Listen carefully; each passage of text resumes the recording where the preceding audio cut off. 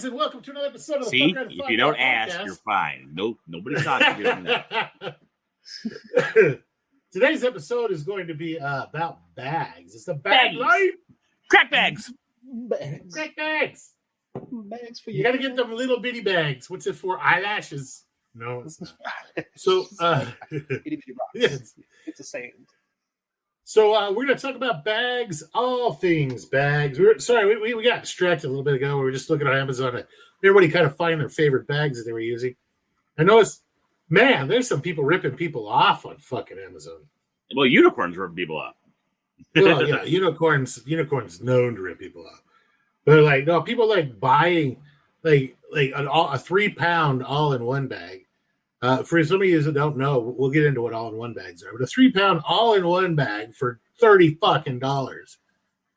And that's not even with free shipping. It's absolutely ridiculous and stupid. Well, so let's put the math in there. I mean, the bag gonna cost you like a dime, and then you got a dime of fucking grain, and a dime of fucking core, and a dime of hay. And maybe a dime of vermiculite. What am I up to? Like 50 cents? You're at it's like $1.50. Yeah. You're probably looking at $1.50 or so realistically worth of materials in a 3 pound all-in-one bag. And like if you put your time and everything in there, maybe $2.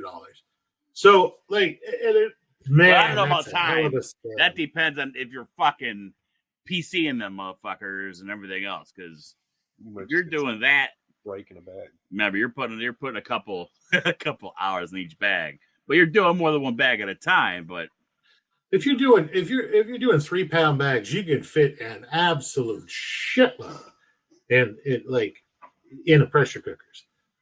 You stand them up vertically, and then you could put 9 around the outside and then 1 in the middle. yeah, no, nope. I hate that. With the pressure cooker, but then again, I'll be honest. I mean, I use the best and cheapest Amazon bag I could find at the time, because they're all the fucking same. I mean, they're not the same. There are different qualities, but I mean, Yeah, when once you know the quality of your fucking bag, you know how to do it. But I know for a fact that the ones I buy, if I had them against the metal of my pressure cooker, the seams are going to melt. So I know that I don't do that. But that's why I don't use fucking bags like that. Because, I do. So the easiest way I'd say for somebody to get started in growing mushrooms would be an all-in-one bag.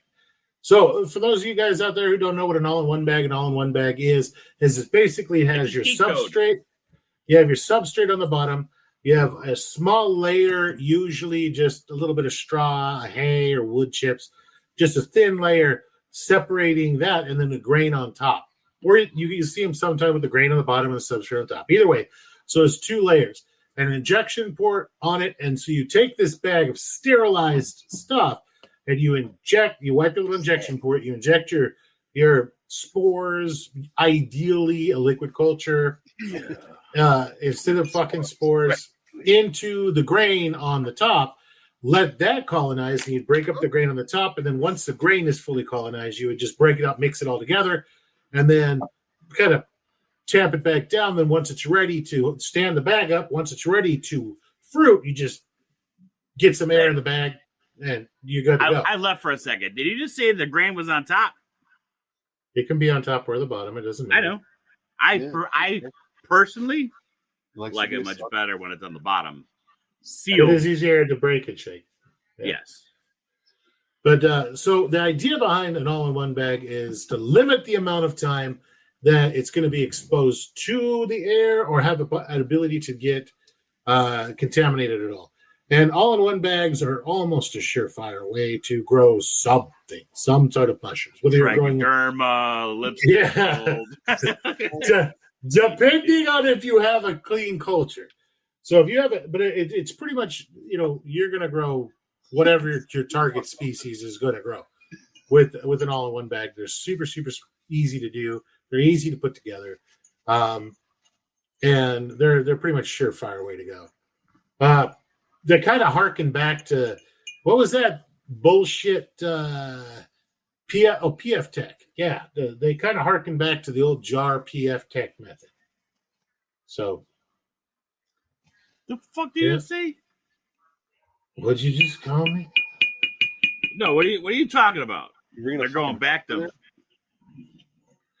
an all-in-one bag. Kind of harkens back to the old like PF Tech jar method, where you'd have the PF Tech in a jar and then you just dump the little fucking cakes out into a fruiting container. So all of your break and shake, none you of mean that the BRF, brown rice flour cakes? Well, yeah, but that's called PF Tech. I call it BRF Tech. Okay. Hey, Trimmy's back. He's alive. He's alive. He's done exploring the wilderness. He was out there all lonely and shit. Do you return with, good sir? I had a cowboy friend to keep me company. Never mind. Uh-oh. Wow. Brokeback Mountain. Ah! Said that at the same fucking time. That's because we're all a bunch of fucking degenerates. I'm gonna say your guys' fucking minds went there, not mine. You said cowboy friend. Yeah. And your dirty mind went somewhere bad. Why is it bad, Trimmy? Yeah, wait a second. Do you feel guilty? Oh, remember, all your hate mail goes to Trim. He come in me, he come in me, I come on floor. It was beautiful. Trip, you'll never. With that going on, well, so why don't we just start? Why are we starting talking about all-in-one bags right off the bat? We need to just talk about the regular bags first. Well, then you freaking lead this conversation. Go talk about bags. All right. So first off, number one, bags. Bags are all different. They come in different sizes, shapes. They're like your fucking funguses. Fungus. All right. Yeah. But that's not the only thing that matters. I mean, the other thing that matters is going to be our patch sizes on each bag. What about the micron? Yeah, exactly. Thank you. It's all about the microns. Yeah, you got the 0.2s, the 0.3s. When you're dealing with substrate, you want a 0.3.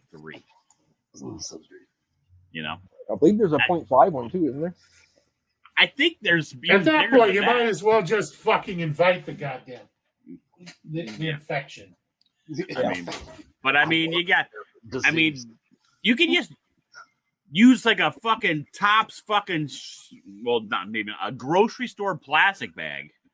I mean, because I got buddies like even like Whitey, his bags, he puts the polyfill on top and wraps it up.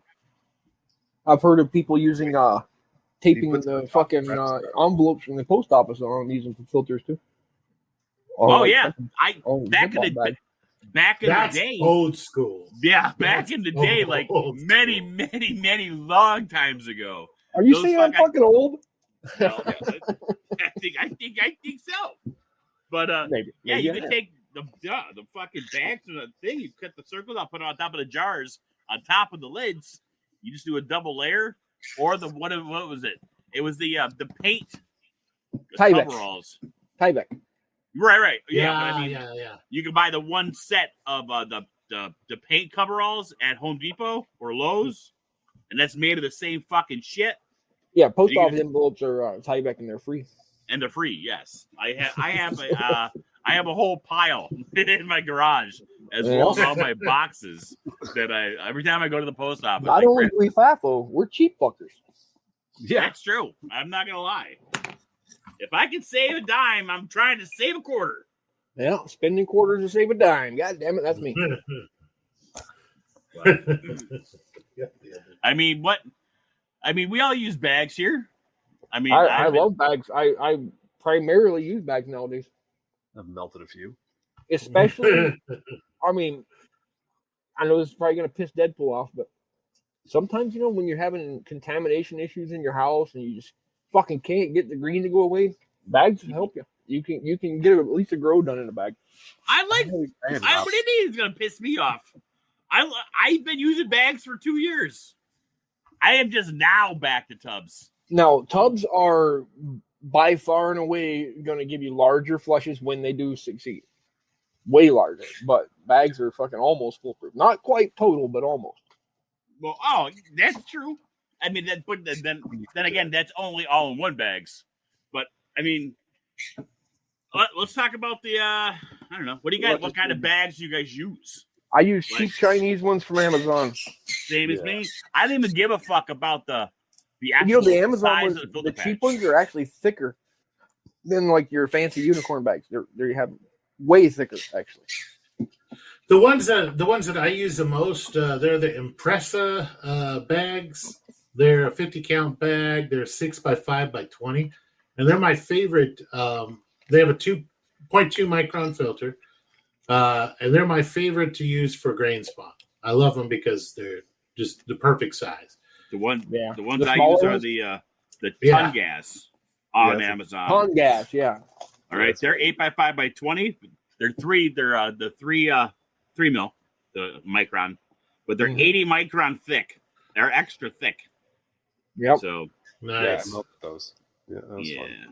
But Yeah. I'm looking at the prices. It's like you can get them all $30 in like 6 mil thick. I mean, they are thick. Yeah, I don't know what the fuck's going on over here. I don't. Yeah, the 6 mil ones are the ones that the Impressa ones. They're 6 mil. They're thick. They feel like those condoms that they hand out when you visit Africa. No, I don't want to get you guys off track too much, but a lot of people have been asking questions in the recent past about having troubles with burning holes in their bags or bags popping in their pressure cooker. That's why we're doing the episode. Melting. Okay. bags. What about melting? I'm just laying it out there for you to. I'm like your. I've I'm never your had Ed that McMahon, problem. man. You could lay it out there and suggest some. Oh no, I got you. No, but yeah, I mean that always comes down to two things. One, Melting. you went cheap and smart, mind you, going with. I mean, I don't want to keep saying it. Unicorn is fucking garbage, but they're way They have expensive. really good marketing. They have really good marketing. Really good marketing and whatever, but I mean, they're still the fucking best Chinesium there is out there in the market. Like Farrell, Well, actually, Unicorn's out of Texas. Believe it or not, I thought Not they were anymore. sold and moved all their equipment to China. they did. Oh, I did not know that. I stand corrected. No, I'm saying I thought. Is that not true? No, Oh wait, what no. I pre- They brought their equipment from China, and they had it shipped here from an old factory. I think it was what it was, right? Oh, and they can make like 10 bags there and say, "Hey, we make our bags in Texas." That's a possibility. No. The rest of I them think China? they like bought all the equipment from an old Chinese company. I don't want to say that for sure. It says that they're made in the They're made in the U.S. No, they're a U.S. company. But what I'm saying is they bought the equipment. I mean, if I buy a Chinese slave and I bring that slave here and they make it with That's their little human Chinese trafficking, hands in the sir. basement. I Is do that need still- feel I need to It's mine. let you guys know that I personally have never even put my fingers on a unicorn bag. I've never used one because I'm too cheap. Neither have I. I've way never too used it. expensive. Once I see the price, it just ruins the whole. Right. My finger won't click by. I just can't do it. Like, wait a minute. Why am I paying double? Am I getting double the value? What the fuck? Yeah. No, but I mean, all bags are the same.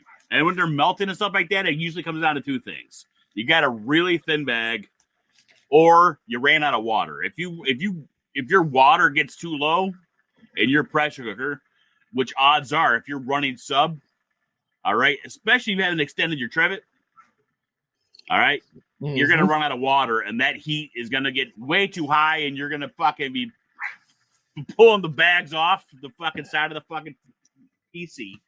It's not gonna be pretty. But There's one I other mean, possibility I can think of. but The point of a PC is to raise the boiling point of water, right? So Yeah. you get the inside of that sucker, like, was it 270, 280 degrees? I can't remember the number. Yeah, roughly. Yeah, about that. If you release pressure too fast out of your PC before that cools down to the boiling point of water, the humidity in the water that's still inside that bag is going to instantaneously turn into steam and cause your bag to explode. And Oh, yeah. that's why Well- the bags are exploding on people. Yeah. They get Well, fucking. if impatient. anybody is that dumb, they obviously haven't done any research. Well, you're I've only dumb never if you don't seen- know, or dumb is knowing and doing it anyway. Ignorant Right. is not knowing. But I mean, how many people do we know now that don't spend fucking an hour watching YouTube videos, right? and then becoming a fucking expert? And that's what, but nobody says use your pressure cooker. And then, I mean, actually, no, I have seen it. It's when I've they seen do it several times. with they cooking corn, but it's never with bags or jars or anything. I mean, Yeah. Never ever just pull the freaking weight off your pressure cooker to get the pressure out quicker. Let it naturally. Oh, dude, that's how I heat up my house. What do you mean I can't do that? You It's can cold. do it. It's not like you're cooking with grandma's pressure cooker when you're making a pot roast and you need to put water on it to cool it off quick. Yeah. Don't do that. So you never played that game, Mount Vesuvius? When you put a blanket over top of it and you pull the plug to see if you can get any condensation on the inside of the blanket. It's fun. You get burnt sometimes. Right? Or just disable the whole lock thing and just take the top off. Wait, full pressure. Why not? Oh, live on the edge. That'd be like a rodeo with a pressure cooker. Let's see if you can prevent it from smacking you in the face. Yeah, dude, that's what they call it. Fucking time. That's what they call you can't fix stupid. Yeah, I mean, you can slow it down. That's for sure. Is that a stop train breathing at least? Shit. Yeah, sorry. somebody has like a train or some shit. No, it's a fire whistle. I don't know if it's done. Okay. I was just curious. Did you Are find you it on fire? My balls are on fire. Pressure cooker accident going on? Do you use a smoke detector for a kitchen timer? We're gonna need this. I like to smoke my meat, so I use the carbon monoxide detector. Nice. Like I figure recycling using carbs is the best bet. Think green. What is this? Anyways, yeah. So okay, so those are usually the problems with bags. So either A, put foil around your fucking PC. That'll help too. Like on the inside? Yeah, I've actually seen people like take a thin towel and wrap it around the inside of the PC so the the walls too. Yeah, I'd say because if I was going to run like say a whole PC full of grain bags, which would be ideal because then I could do like 3-pound bags. Every time I've tried doing all bags, they melt. Like the ones that are touching the trivet melt. Well, because the problem is when they are expanding from the steam and the water that's inside, the bags are actually getting bigger and they're stretching a little bit. So if they're touching the side already, if you've got that thing fucking packed, they're not. No, do you have? I keep a gap. Do you have an air gap all the way around, and I wrap the trivet in foil like twice. No, I mean, do you have an extended trivet upwards so you can add more water when you do this large amount? Okay, so you're not running out of water. No, I've never ran out of water. I always have water. I'm always dumping out water when I'm done. I don't understand how you could be melting bags then, unless there's just something crazy with your bags. Yeah, it's the same brand you guys use. If it's that, you must be like, are you heating up like super fast and releasing the like pressure fast or what? No, I let it cool down overnight. When I cook grain, I'll do it at night and then I'll just turn it off and go to bed and let it sit. Yeah, that's exactly what I do. Understand. I don't understand why it would melt on the trivet, especially because that's right where the water's at. Live in a special fucking place apparently, and it likes crazy shit to happen. But this is my dilemma. So now I've went to just putting the bag on top of the jars instead of trying to do more than one. My biggest issue I've ever had was just having so many bags in there that the insides don't get sterilized as good as they should if I'm not careful. Oh. I mean, I pack it in there so much that I have to put a dinner plate on top. I have to put a dinner plate on top to keep them plugging up the vent holes. I mean, I pack them in there. Oh no shit! I haven't had to do that. I was worried about that. I am guilty of breaking a stove from too many pressure cookers on it. I have done that. Sorry, it's not fun. Damn. How many does it take? 2 fully loaded 23-quart Prestos and just one little piece of sand on top of your stove, and it's a glass stovetop. It's done. It's that one piece of sand. The glass stovetop. All right. Yeah. I was like, I don't know about that because I run 3 at a time. No, I think it was the sand. I slid it over just a little bit and just the whole top just shattered. So, all right, patches. Do you guys care about patches when you grow? Patch to the. I do my patch to the inside. So, I like when I'm PCing, I put my patch to the inside. But Right. as far as where And I fold, where it's like, always make your folds so that the end of your fold's not in the water. Ever. yep, we gotta be up. Yep. Yeah, I can imagine it being in the water at all is probably not a good idea. Yeah, because once it cools, it's going to suck up like a that straw. shit right up like Yep. a fucking Yeah. straw. That doesn't But- sound good. It's a little too, All little right. too moist. Well, I wasn't even talking about that, but that's I do it. I do it inside as well, only because Farrell's the one that taught me how to fucking fold bags. But I don't know if there's a better way, one way or the other. I've always been an inside folder myself. Maybe we should FAFO it one of these days and do an outside fold and just see what happens. right. I've done it. I mean, I didn't see a difference, but I didn't. Is it for the sterility that wouldn't make a difference, right? Usually, it's it's for for air you're trying to get it to seal temporarily, so it has like a vacuum. Yeah, when so it closes. yeah, it's vacuum sealed when you like unroll it. Yeah, and with the flat folded over that over the patch, it's like a one-way valve. It can go out, but it can't come back in, so it really sucks it down. And Back in the day, ready. they used to take pieces of like basically those bags we were talking about, or the cloth, the Kevlar, not Kevlar, the whatever. Tyvek. Yeah, Yep. Tyvek. Yeah, they used to put a sleeve of that in the bag, so it would wrap, and that would keep it open the whole time, so air could easily go in and out. Mm-hmm. But mainly, what we're looking for is steam to go out and nothing to come back in. That's our ultimate goal. Yeah. At that Get point, those nice, pretty. because then your bags are like sealed shut when you have a little time, till you need to really worry about them getting contaminated again because they stay sealed. That was my true sign that like every time I opened the PC and I'd know that I was fucked was when I would like unwrap it from the foil and it was loose grain, because if it wasn't vacuum sealed, I was fucked. I was like, okay, great. There's popcorn at the bottom of my pressure cooker. Fucking cool. Yeah. I guess, if you... No, I was going to say maybe your grain was too dry. I don't know. I'm trying to think why it would melt a bag. The grain was too dry. I don't know. I mean, because if it's too dry, then it's not letting any steam out. It wouldn't. Right. It wouldn't do anything then. Yeah, I don't think the it would internal temperature is going to be the same no matter what, I guess. Yeah. Maybe I he's don't at a know. weird You got fucking elevation, and it's getting way too hot. Like it's getting hotter, because I know at different elevations you pressure cook for different times. Longer, yeah. Do you live like under the ocean or something, or below the sea level? Yeah, no, I'm down here with my octopi. Me and my crab friends, we're good. I'm just man. checking. Chill. He lives in Fire Atlantis. is- He lives in Atlantis, Michigan. 80 degrees Fahrenheit, water's boiling in his coffee cup. Yeah. To get mussels, I just scrape the bottom of fucking ships. It's cool. It's a great place to be.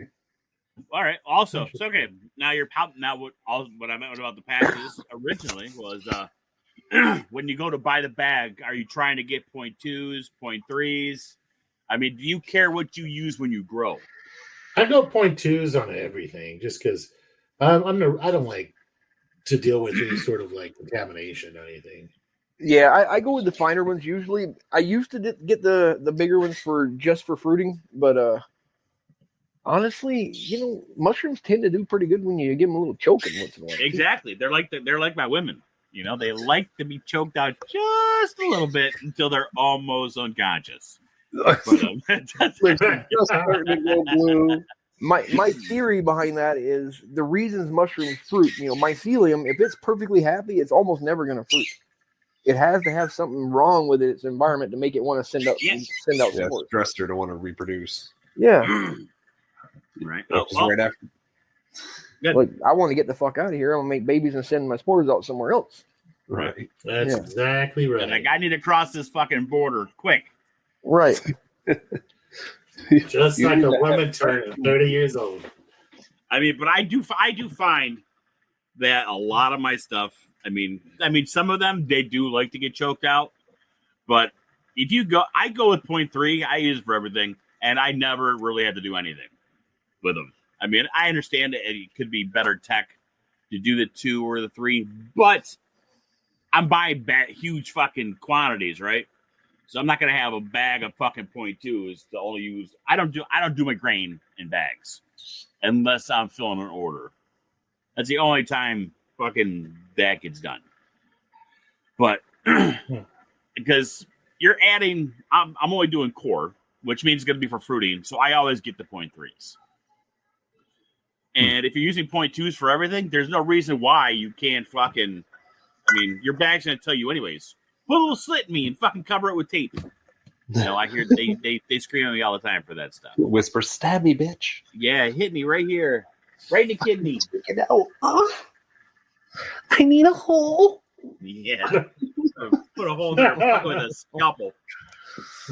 Oh, Daddy, give me hair. I can't pick I'm gonna fucking 7-dick that bitch. I'm gonna get you like they do in the prison yard. Well, so, it doesn't take very long to get prison love in here. 25 minutes. We're on point. So, all right, we talked about would you guys prefer sizes? I know Farrell and I, but we both use the 8x5 by 20s. Yeah, I love those. I do like the smaller ones for grain. They're a little easier to work with. But the bigger ones are good for fruit and blocks. The 6x5 by 20s are the ones I use for grain because you can put for some reason like a 2.5 to 3 pound grain spawn fits in those and just looks really nice when it's standing up. So it makes a nice, pretty little hand held cube, and it's really easy to put a whole shitload of those on a shelf. That is, but I also found from experience that if you get greedy with your bags and you go past 3 or 4 quarts, because there's tons of rooms here hit that patch. If you try filling it up to get to that fucking patch, it will never fucking work. I just feel like. Well, yes, I feel like 2 quarts. Right. But I'm saying I'm talking the little square bags that we're talking about. Yeah. If you go up and you add 5 fucking quarts in there, you still have 3-4 inches to that fucking patch. Oh yeah, but you can get a big old long fucking log. But it will never colonize the whole thing. Yeah, you're playing with fire when you got that much. Yep, it runs out of oxygen. You'll actually see a ring around the grain where it actually becomes anaerobic. Yep. It just fucking there's dies. Just so much nutrients in there that it overpowers it. I mean, it's just like swimming in a vat of chocolate. It's all great until you drown in it. The diabetes made my legs not work. I mean, the melting point of chocolate's gonna burn you, so I don't think it's gonna be all great. Well, chocolate it's gonna be agonizing fucking pain until you die. Chocolate milk, and you keep yourself afloat with the farts, whatever Okay. Okay. Threaten me with a good time. Yeah. Go team. Yeah, go team. All right, so we got the bags, we got the sizes. Did you what size bag did you use there, Nutty? You use the same ones we use, right? Yeah, the exact same ones. Oh yeah, we can probably let me look. I honestly don't remember what I have. It's been so long. What were those since I ordered it? I've had lots of bags. Lots of bags. I'm a little bag whore. Now forgive me for not paying attention. I know that Unicorn and these places have 7 A's, 3 B's, 4 Charlie X-rays. I have no idea what the fuck any of these motherfuckers are. Alpha, Bravo, Charlie. Delta. Especially Unicorn. They're so bad about their damn name number system. It's confusing. I would love to get into that during this episode. I refuse to give a fuck. These are the big ones that I use to do those. Those really the big grows that I lay the bags horizontal on. That's they're XLS size. They're the 10 by 5.5 by 24s. And they're the ones that I've used in the past because you can fit an absolute shitload in those bags, 20 pounds. It's great. And then I'll colonize it, break it up, then lay it flat, and then cut the top off. Once it's recolonized and the top looks really good, to fruit it inside of a tub, so that I don't have to worry about keeping the tub super sterile the whole time. I just cut it off with a razor blade and throw the top on the tub, and then spray the insides with some water, and then throw the top on the tub and just fruit the damn thing inside the bag. It's like its own little shotgun fruiting container. Works What size super, did you guys say good. you were using on the bags? 8 by 5 by 20. Yeah, Yeah. copycats. I guess that's what I have too. 8 by 5 by 22.2 micron. Pretty standard. 10 by 5.5 by 24s are huge. It doesn't sound like they would be that much bigger, but once you like actually start putting shit in them, they're massive. Those are the ones we used to talk about with your fucking disgusting floor shit, and put it on its side and just fucking flap it. Yeah. Right. Yeah. Yeah. Disgusting. I have had some of the large bags in the past. I used them for gourmet blocks mostly. Yeah, I mean, I've even had the small ones. So they're like 5 by 5 by 20. Mm-hmm. Those are like nice. They're basically like, I don't know. I don't even know if that's the size, but yeah, they were horrible. But that was my fault in the beginning because like I said, I threw like fucking 5 quarts in that bag, and none of them would ever fucking fill up. Right. And whenever I ask a fucking question, it's like nobody knows. So one thing that people, I guess we need to mention is that you need an impulse sealer if you're going to do bags. That's not true. Not true. That's not true at all. I okay. Literally don't use the impulse. I mean, I've used the impulse sealer up until about 6 months ago, and you know how much growing I do. All right, now the impulse sealer was great in the beginning, and a lot of people we know, they recycle these fucking bags.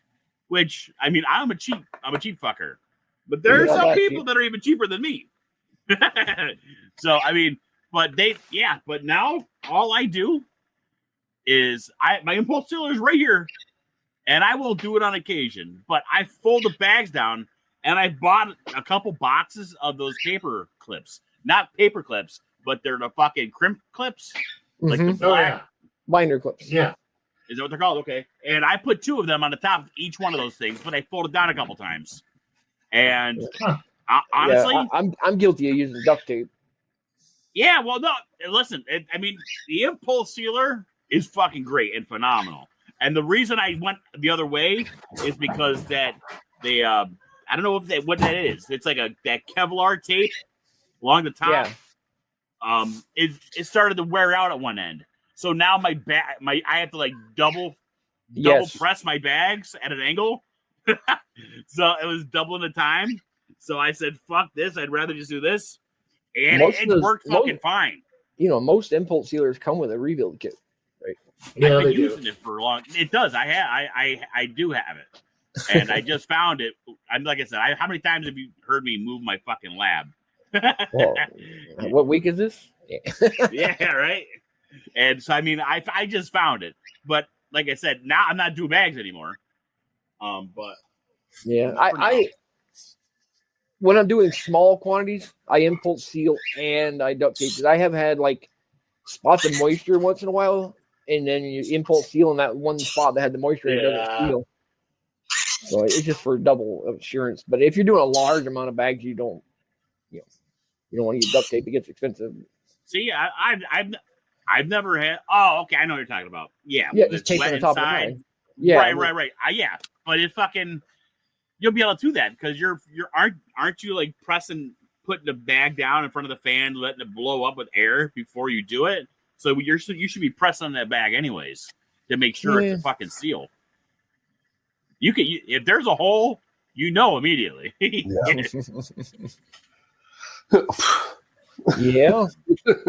It's just more that was like the most feminine sneeze I've heard in a long time. Right? I'm trying to think of what was that, Pikachu? ADHD. That's what it is. ADHD is why I tape them. Or just being extra safe. I mean, that either way. But they're impulse sealed and taped when I do that though. They're both. Yeah, but no, get me wrong. Impulse sealers are fucking awesome, and if I do bags now that I found my piece, I will use it again. But for the last 6 months, I've been fucking doing that. But then you have the other people that like to fucking put the polyfill on top of the bag, even with the fucking patch, and then they rubber band the polyfill on top. Oh, they use those little plastic rings. Yeah, see. Yeah, so I mean, there's all kinds of shit. I mean. That's really common in Asia. Is using the plastic rings with polyfill on the top. That's white. Really, they do that in bottles. Yeah, they use them in bottles also. Yeah, they grow it right out the top. Then they put it in a machine. It shakes the fuck out and empties it out. That'd be really nice if that would really work well for us. But they're usually growing fucking maitakes and coming out of those bags, I believe. Maitakes I think that's the main one. I don't know. I'm not the best gourmet guy. Enoki, maitake, those are all big. Enoki, that's the other one I was looking for. Maitake. Yeah. But yeah, so okay. So we got that. We got that. Where's the podcast picks? I gotta throw a podcast pick in here of my ADHD. How do you have a picture of your ADHD? Is it a pill bottle? Where I tape the top. Yeah. Is it pixeled? Yeah. Oh, it's just a picture of some of my bags taped up. Oh, that is gorgeous. Looks so much white. Oh, that sounds bad out of context if this wasn't about mushrooms. I did not. Them's are some big ass crack bags. Yeah. Oh my god. I don't see any green in there, Trim, in case you're wondering. I know. Wait. Check the bottom right. Those aren't all cubes. A lot of those are gourmets. So some of them might feel actually, he's trying to grow trichoderma in that bottom right one. That it actually says strike on the bag. That's what it is. Like the one bag you can read is a yellow oyster because I can see the YO on it. Oh, YO. Yeah. Nice. Right, sometimes the tape method for fruiting has worked really well for me. Yeah, and those are fruiting blocks, I believe. I don't think those are green bags being that big. Yeah, I don't remember. That's pretty old pictures. So. Yeah. I mean, recently with the bags, what I've been doing is I've been doing bucket tech, and I feel because now that I'm doing tubs, and now that the lab's in a fucking barn in the fucking woods, I'm trying to be extra safe with everything, and I'll tell you at the end. But all right, but now when I do my bucket tech, after I put it out of the fucking the cooler, I just dump them in a tote. A regular 56-quart tote. I can fucking put almost like a half a brick, the big bricks, the 10-pound bricks, in there, in the whole thing. And each tote, all right, I'm putting 4 quarts of grain, which is a little much, but I want to make sure I'm trying to get the fucking cycle going fast. All right, so I got 4 quarts, and I'm doing 3 to 1. So I'm actually taking one of my bags and I'm filling it up, and right under the patch. That will give me 12 quarts of spawn, of substrate in the bag. And then I fucking I twist it down, pack it down, and I just put it in the fucking oven at, what do I do? About 190 degrees. And I go to sleep. And they sit in there for 8-9 hours before I go back to the fucking house. And fucking, it's not sterilization, but I don't use nutrients. All right. It's pasteurization, but it's been working fucking awesome. So it's not really a bucket tech. Would that be like an oven tech? Well, I'm oven teching the bucket tech. Okay. So it wouldn't, but don't you do pasteurization when you're doing bucket tech? Correct. So you do. Yeah. So yes. Would it be necessary? Well, here's my thing. I am doing this I'm trying to remove vectors of contamination. Yeah. All right, if it's bucket tech and I had to come in here, and then I'm now making shit and pulling stuff out of the bucket like that in front of the fan, which would probably work fine. But what I'm doing is I got the huge bag now, and I literally dump it in the tub with a little bit left in the bag, and then put the grain in, mix it up, and then I throw the pseudo on top, and that's it. But yeah, I mean, I want to make sure that there's nothing left in a motherfucker that's gonna fucking come back and bite me in the back of the ball sack. So you want to cut the head off after you stab the heart. Gotcha. Exactly. Double tap that bitch. Double tap. But so that's what I do with that. And like I said, I'll tell you guys later on what else I've been doing. What the hell is that, Trim? Trippy just posted one of his best looking plates ever. It's FAFO Bag. Oh my god! Hey, I made a liquor filter out of that. Here's I a think picture you of said the it to me. culture. I think you said it to me. No, jar. Motherfucker. I'm a bad person. I'm sorry. I'm going to hell. But Be careful right, when your friends send you stuff, guys. Be careful. Don't trust anybody. well, it's been it's been a while, and I've been getting stuff, like in trades, and I've actually had a couple of you guys out there have sent me some genetics, trying to build my library back up, but some of you guys have some very bad cultures. Just it's not put down, but no, but it is. but some of them immediately went to trike. It's like, I don't know if you're fucking with me. I've had like 3 Lizard Kings sent to me, and each time I put it in the fucking jar and I come back in 2 days, it's got a little bit of green in that bitch. It makes it stronger. It makes it stronger. It's just a little spicy. But yeah, so I mean, other than that, let's see, bags. Okay, let's go with bags. What are we using? And let's go with substrate bags. Yeah, what kind of condoms do you use? Yeah, condoms. What the fuck? Who the fuck uses those anymore? They got pills for everything. You got pills? Yeah, that's true. Yeah. I need a condom for them boys. Oh my god. That's a long one. Stretch your cervix. Jesus. I like the stems. I like a long stem. I like a long stem, but the girth I like them long and white and skinny. It just goes up there and pops the hole, It's weird with some of the stuff you get. Yeah, no, the expressions that they put out, especially like once they're extremely stressed. Mm-hmm. That was actually one that I had forgotten about, and it just went wild in this fucking tub. I was gonna say that's when we get our fucking crazy ones, is when we fucking forget about them, and then we come back and find them. I'll post a picture here once I find it, but I fucking once I ran out of fucking space. I made too much core. Good. Oh, go ahead. I was gonna say, did you see that fucking weird ass fucking thing that I sent Meister and he forgot about, and it turned into just a monster? Oh. It was a normal fucking cube when I sent it to him, and I don't know what he did to it, but whew. I'll have to find that picture. Oh, you continue your thing. I'll look for it. Oh no, but yeah, I like this one time I was doing bucket text, and so there was substrate left in there, and every once in a while when you're shaking the jars, some shit's left in the jar. Well, what I did was I was cleaning the jar, so I emptied the rest out, because I was gonna go reuse them immediately. So I emptied it out in the bucket, thinking it wasn't gonna do much. Probably like maybe out of all the jars is probably like maybe a quarter of a quart, a pint maybe. But I came back to use the bucket in like 3 weeks, because at that time I was running multiple buckets, and it had colonized that fucking shit.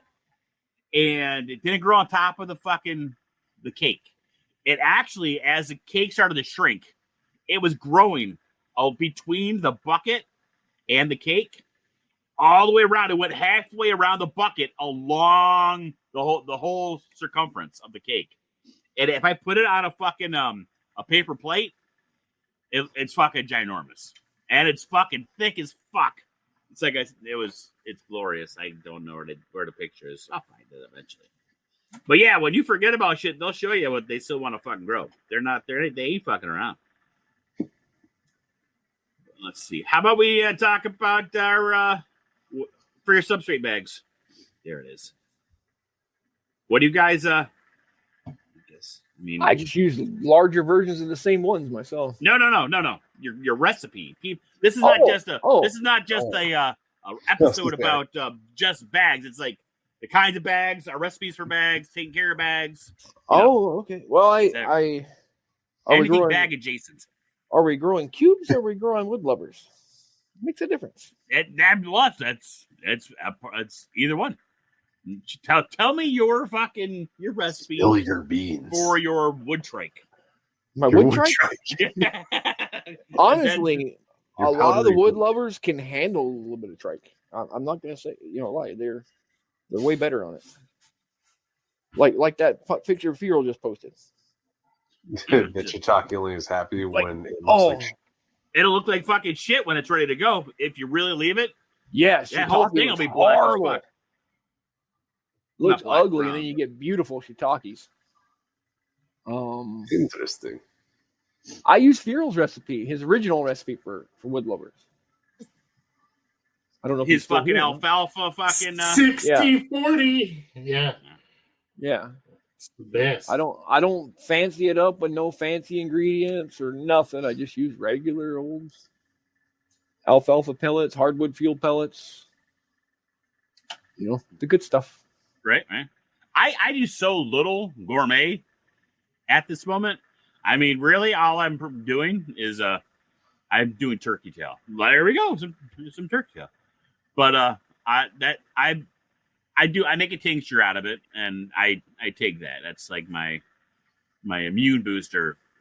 It's basically the gourmet. That and I've grown some reishi. I've grown them all, but yeah, I don't give a fuck. On like a regular basis on them. Yeah, no. I mean, I've always got a couple blocks of turkey tail. Okay, here's a good video or image of a good shiitake block. Is it yours? Is it my what?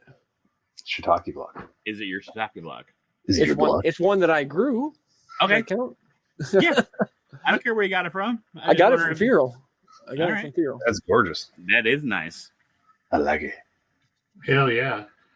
Actually, I got almost all my gourmets from Firo, actually, originally. That was the shiitake mutant. That was that fucker that would make all sorts of weird ass shiitakes. I was gonna say, the ones in the back don't really look like they're conforming. Looks like a nose. This was Firo's chestnut? Chestnuts, yeah. Those are beautiful. I like them. Wow. Farrell gave you his nuts. He's generous. I did gourmet long before I did anything else, and I spent a lot of time with gourmet and just picking better and better and better and better ones. You might have Farrell's fucking nuts, but I got his tits. I do not have tits anymore. No more tits. Well, guess what? They are ingrained right now. I still have the good ones that we all get fucked up on all the time. I can't remember what they were called now. ODPE? No. Or Lizard King? No. Was it Lizard King? Yeah, I got the Lizard Kings. Right. Yep.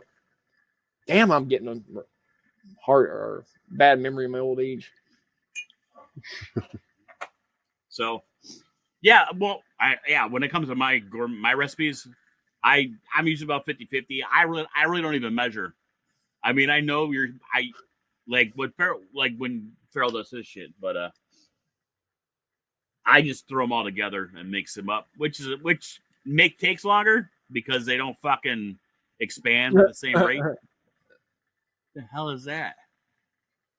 That's what happens when you just keep fucking isolating the same goddamn trumpet until because you're looking for the best trumpets, and then they just start making these giant, weird penis-looking fucking things. Looks like half a dolphin penis. Yeah, really does.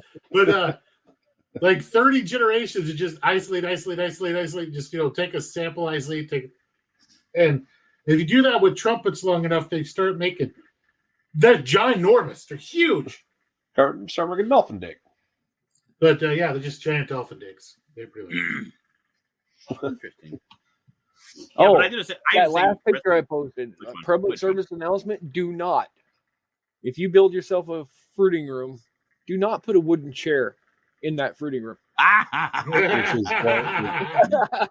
Yeah.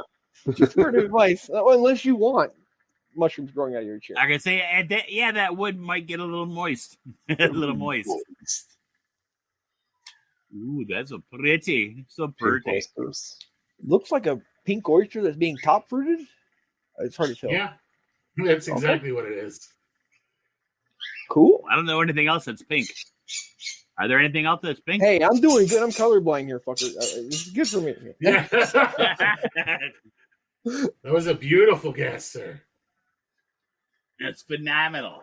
Yeah, but I as far as the recipe for my wood, I just half and half that shit and mix them together to let them soak.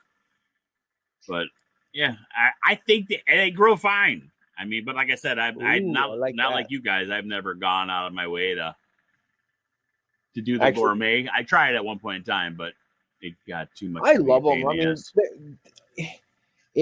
unless you love working for a living, it's not a good business to go into, but it is an awesome hobby.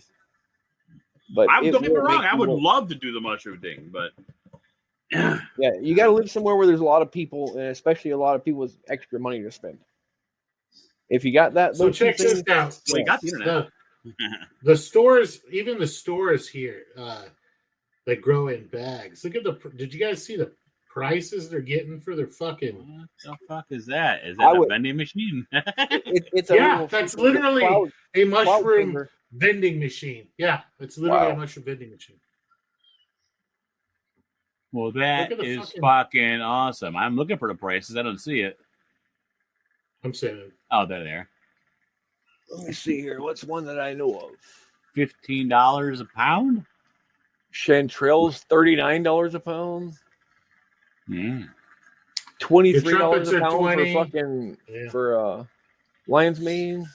Well, here's what I can say: if any of the stores around me, this does not exist. Yeah, no. All right. Yeah, I don't. You gotta have cool kids stores near you, I guess. We're not part of the cool kids club. Like I said, a population of people with money to spend is what you need to make. You gotta find one of those.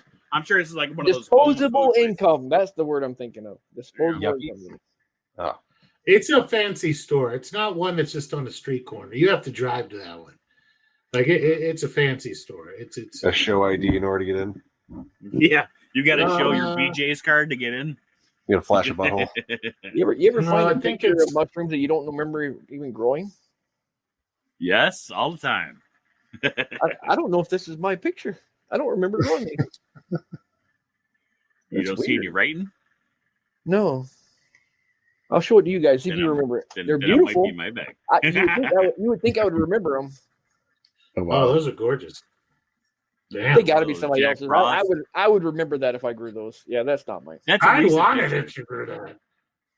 That's a recent picture. Those are either Louis Vuitton or fucking a Jack Frost has gone. Yeah, I was gonna say that looks like Jack Frost, like a Jack Frost, like a Mac or something. Mm-hmm. Those are absolutely beautiful. And, but when have you ever done tubs? I'm proud of you. I haven't done tubs in a long time. Yeah, and that strain did not exist when you were doing tubs. And and when I did do tubs, I primarily did shoe boxes. So. And that's not a shoe box either. It's definitely not a shoe box. It's like a 27 quart. Yeah, that's a big one. Definitely not a little. You know what that one looks like? That looks like the pre-blue filter. If you know what I mean. Apparently I posted that picture in Gamecast when we were playing video games, so there's no telling who I got it from. It's beautiful. Absolutely gorgeous. It almost is like something maybe Meister grew that. That's possible. I wouldn't be surprised. Mr. Too Scared to get on here and talk with us. Yeah, Mr. I'm a bitch. He's a good cultivator. He's great, man. Remember when he first started? He knew nothing, and now he's just outgrowing 90% of us. It's awesome. Yeah, he's great. 90% of you. I said us. I don't know. In your pocket. I think he might be putting out more pounds than you, Deadpool. I'm just saying. Yeah. Well, no, that's busy boy. It's definitely possible. It's a race. It's a race, if nothing else. It's a race. He sure as hell got me beat. Yeah, but. And I gave him my entire library, and he just ran with it. Yeah. Which is good because I lost my entire library like a month later. So it was perfect. Oh, Fridge failure. He's got a backup. They suck. Yeah, they suck. Doesn't matter. I had a backup too, and the bitch threw all my shit out because I got moldy. She said. Fuck. Oh my god. But anyways, I don't want to talk about that because I'm gonna get mad. The mold got moldy. Right? Exactly. It didn't get moldy, bitch. It was mold. The mold got moldy. Don't be fucking with spores. Yeah, that's terrible. I'm so sorry. And Nutty, you grow gourmet at all? I do. I've done chestnuts, and I Nice. did. They are pepinos. delicious, by the way. They're very delicious. They are. I like them in on pizza, like sausage pepperoni pizza with diced chestnuts. Ooh. You guys ever make shroom sauce or shroom salt? Where you dehydrate your gourmets, grind them up, and mix them with a little bit of pink Himalayan salt, make it like a mushroom sprinkle. It's good stuff. Gives it that umami flavor without the mushroom texture. People who don't like mushroom texture still love that salt, so it's something to think about.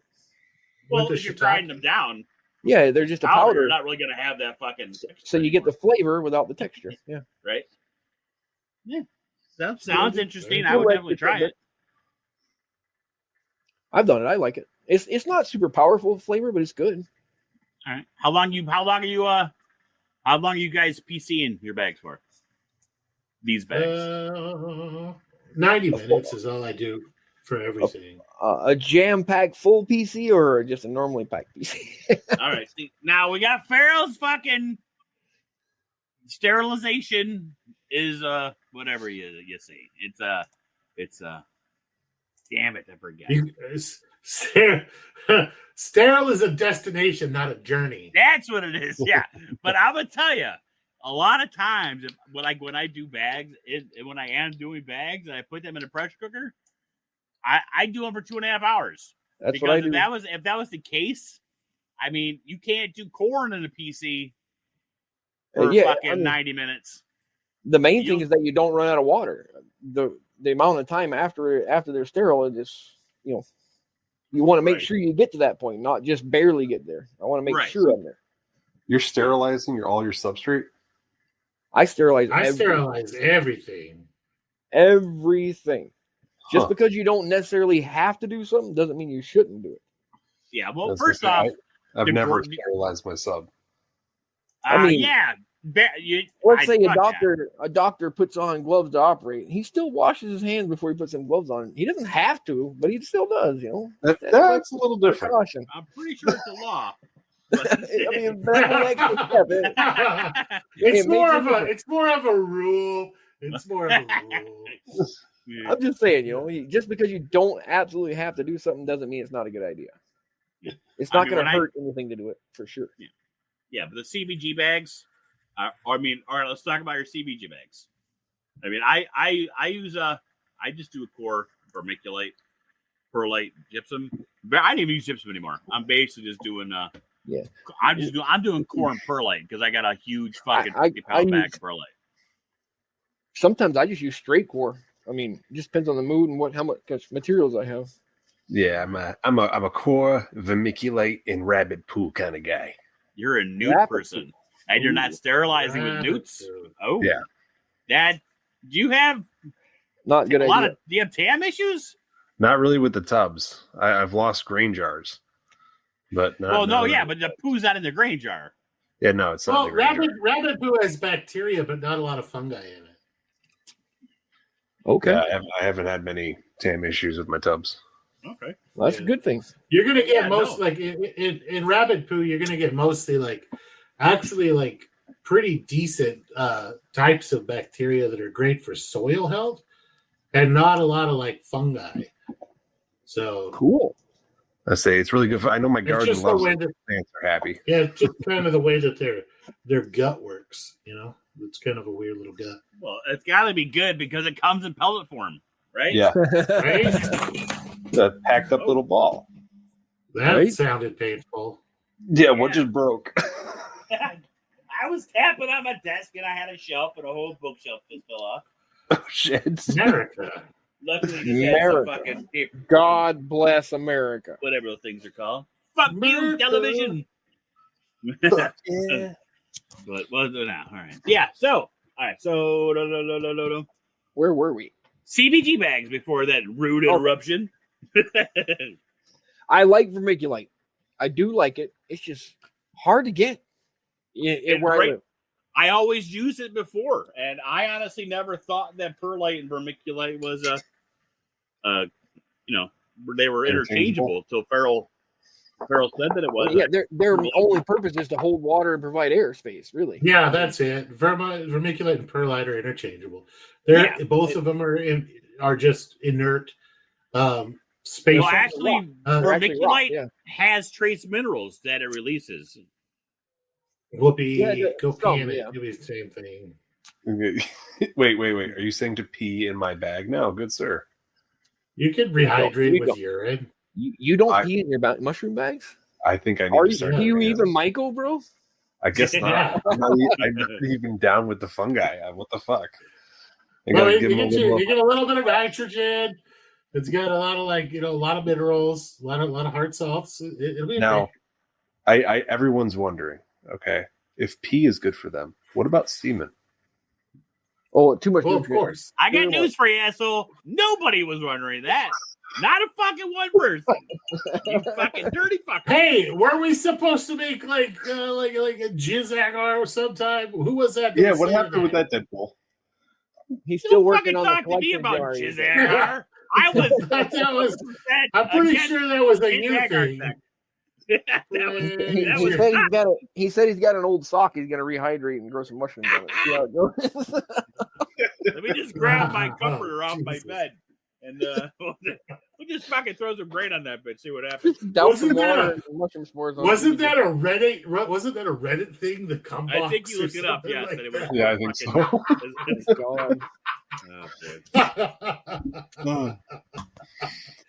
Degenerate. Surrounded by mushrooms. Mushrooms. So we have the. I just do CBG, and that's I'm basically pumping that thing out. I do bucket tech. It's 650 grams a core, and it's followed closely by 2 quarts of either vermiculite or perlite. And if I want to sterilize my grain, I will put coffee grain in, because coffee grain is one of the few things. So you do not PC your core? I do not, unless I'm adding coffee grains. If I'm doing a grow, and I'm trying to make it picturesque, you know what I'm saying? And I want it to look fucking austastic, but it's not enough to warrant the extra time of sterilizing. Yeah. But a lot of this what's the one that's similar to sterilizing? Pasteurizing. That came from mushroom farms. They have way too large quantities to be able to sterilize everything. So they're also doing steam pasteurization over all fucking night.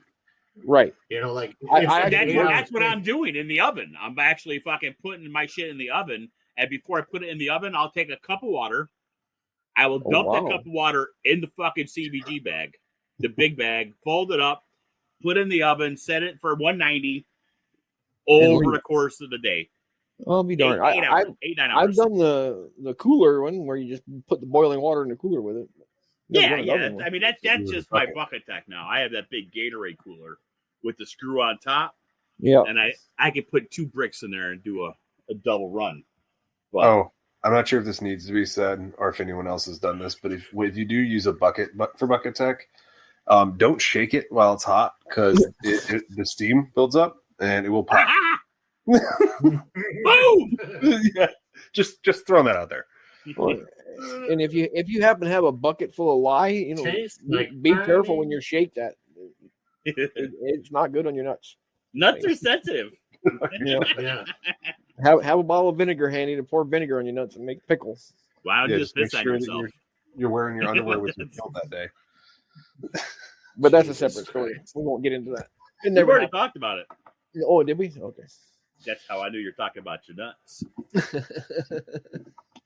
But safety, lab safety is another one. We should have a meeting or discussion on safety someday. That would be next week. That'll be a shit show. But since we're talking about piss, did you know, like a lot of these big tobacco places, they spray their shit down with water, but they piss in it first. Literally human piss. Do they have certain people that they choose for the pissing? Yeah, do they have like a designated peer? Yeah. Or is that like a job? Have anybody come over and just Well, they're like, you're visiting. Oh, hey, if you guys would be just so kind to piss in this jar. Why does it have white chunks in it? What is this? We're taking urea donations today from the tourists. Yeah, exactly. Yeah, but I guess the nitrogen and the piss that's in the water is really good for the fucking plants. Really good for the. Was this? Did you say tobacco? Yes, tobacco, because So last week's episode. I don't see that being a very sanitary thing. I don't see that happening. Yeah, like no, you're smoking piss. It sounds great. Not on the plant, on the fucking soil. Oh, okay. You're saying none gets on the plant? There's none that get on these leaves? Dude. Nope, not a drop. Not even a little shower. I'm sorry. Pretty much any plant that you eat has had either piss or shit on it one time. I was gonna say this is coming from the people that want to put corpses in the soil. Water has been inside. Hey, I put dead animals underneath all my plants. I know. That's what I'm saying. Nothing better for trees than to throw a dead fish under it. By the way, why aren't graveyards the most fruit-filled places? Why can't Grandpappy be sporting an apple tree? I haven't understood like 90% of the words. Normal. Yeah, exactly. It's okay though. Yeah. So, but I don't know. Yeah, like graveyards. He's talking about graveyards. Why don't you just when Grandpa keels over, just throw a tree on top of each grave? Because I'm saying like if it's fertile soil because you have a body. No, we poison the bodies before we put them in the ground, though. So I always thought the person was bad. That's why they put them in boxes. Yeah, they drain all do that because and fill you with formaldehyde and shit. They do that stupid shit. They do the embalming thing because, like, in case they want to dig you up later and fucking look at you. It goes back to the whole mausoleums, like where people used to have just like these catacombs. They'd throw like Grandpa in, and when he kind of wasted away, they'd scoot his bones over and throw Grandma, and then scoot her bones over and throw Uncle, and they just want to be able to visit the dead, and that's why. I think in Mexico they actually bring their dead out once a year, don't they, and party with them? Certain parts. That's not just like I'm married to an official Mexican, and you're not just. It's not an everyday thing. Right? It's not. The Day of the Dead is called. It's not every day. It's a holiday. Dia de Muerte. Yeah, it's an actual holiday. Yeah. I think it's kind of cool. It helps you remember. You're not just. How about just a fucking picture? How about just a fucking picture? Nobody needs. We do. Use my skull as a goddamn ashtray. I would enjoy that, man. It'd be remembered. We do an ofrenda. Ofrenda is a big it's like where you got their picture and you put like memories about them and things the foods that they liked and candles, and then like a whole bunch of flowers and shit. So cool, man. We do that for people that we've lost. So sounds like a waste of time.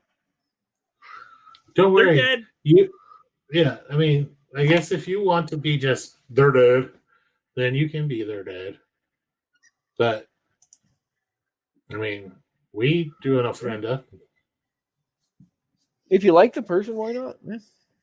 Right? Don't be hating, Deadpool. Don't be hating. There's no hating involved.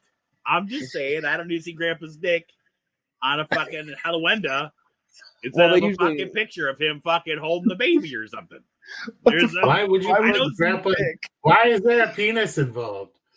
You guys are talking about holding special pieces out. We only bring special pieces. What's more special than my balls or something? Grandpa was well known for it. He was hung like a mule. Grandma never walked right past it. I mean, if you're gonna do that, take my balls and my dick, put it in a jar, and every fucking hacienda fucking bring out the jar.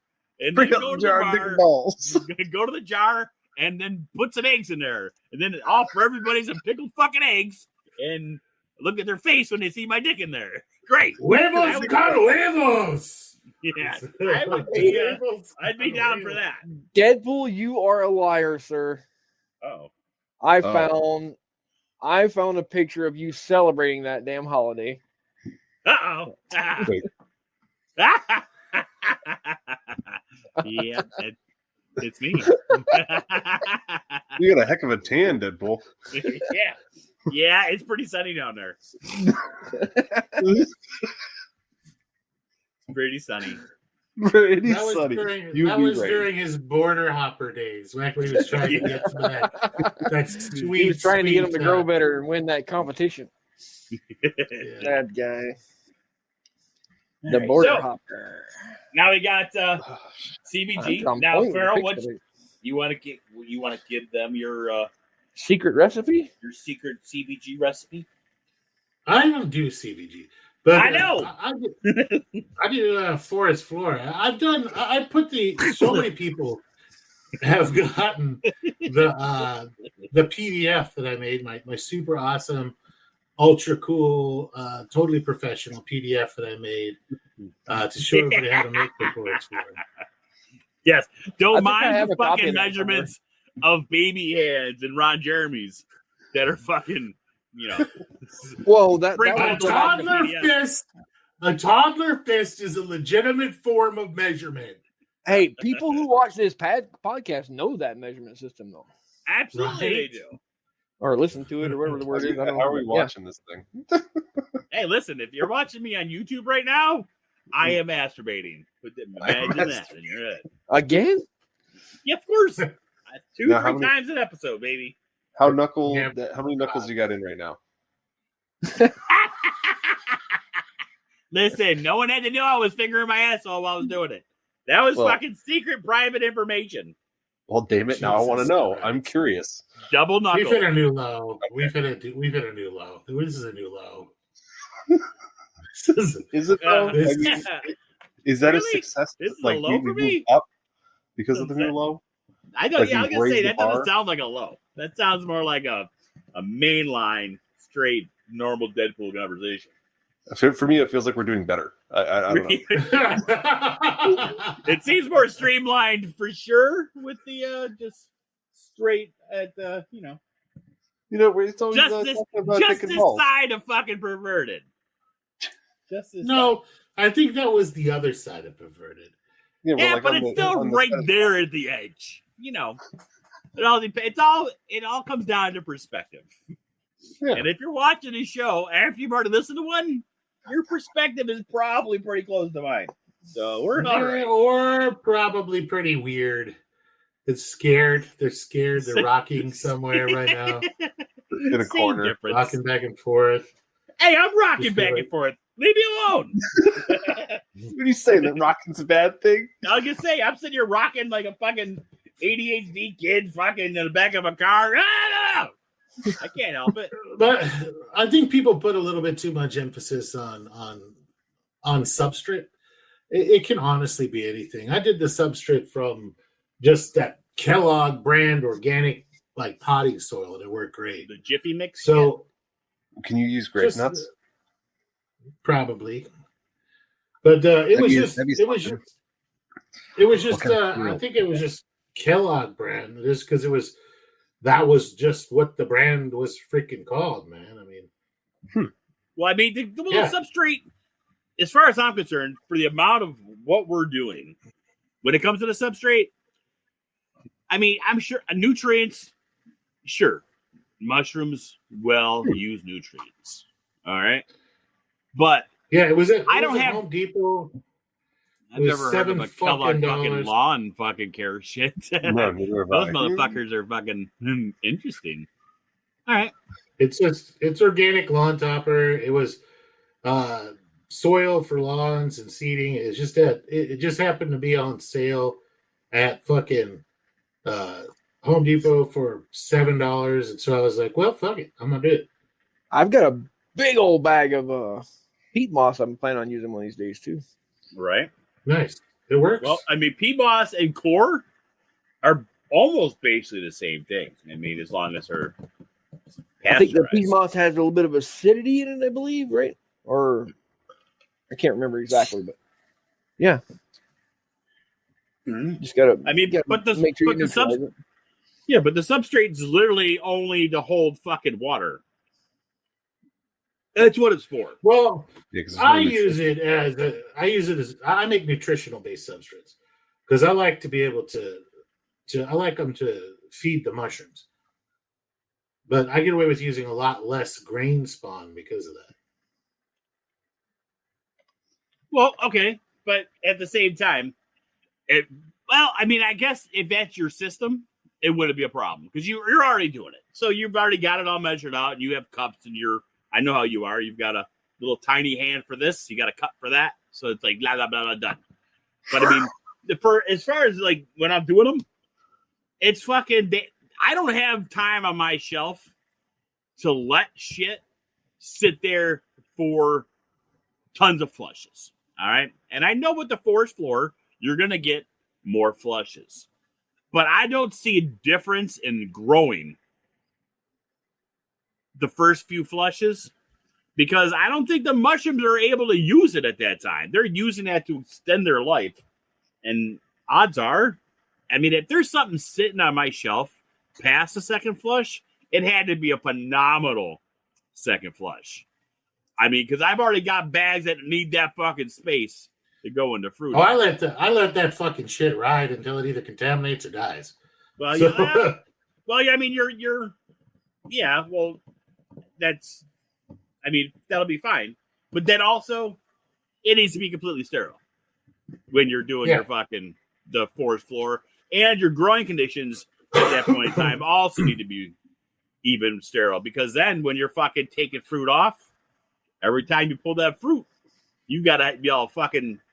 I mean, let's be honest, you probably should be ISO down already, not BD in that shit. But... I love how that has become a fucking like descriptor. Like BDing has become a fucking descriptor for fuckery. But didn't Trimmy just say that he grew a bag of Enigma or something? He said he did, yeah. Or a tub or some sort. I don't know if it was a bag. There was some fungi produced. But I mean, everybody that I find nutrients to be buzzwords for my grows. I mean, we know they're usable. We know the mushrooms will use them, but I don't see a fucking difference in the final results. A benefit. At all. Yes, I don't see a benefit at all adding this shit.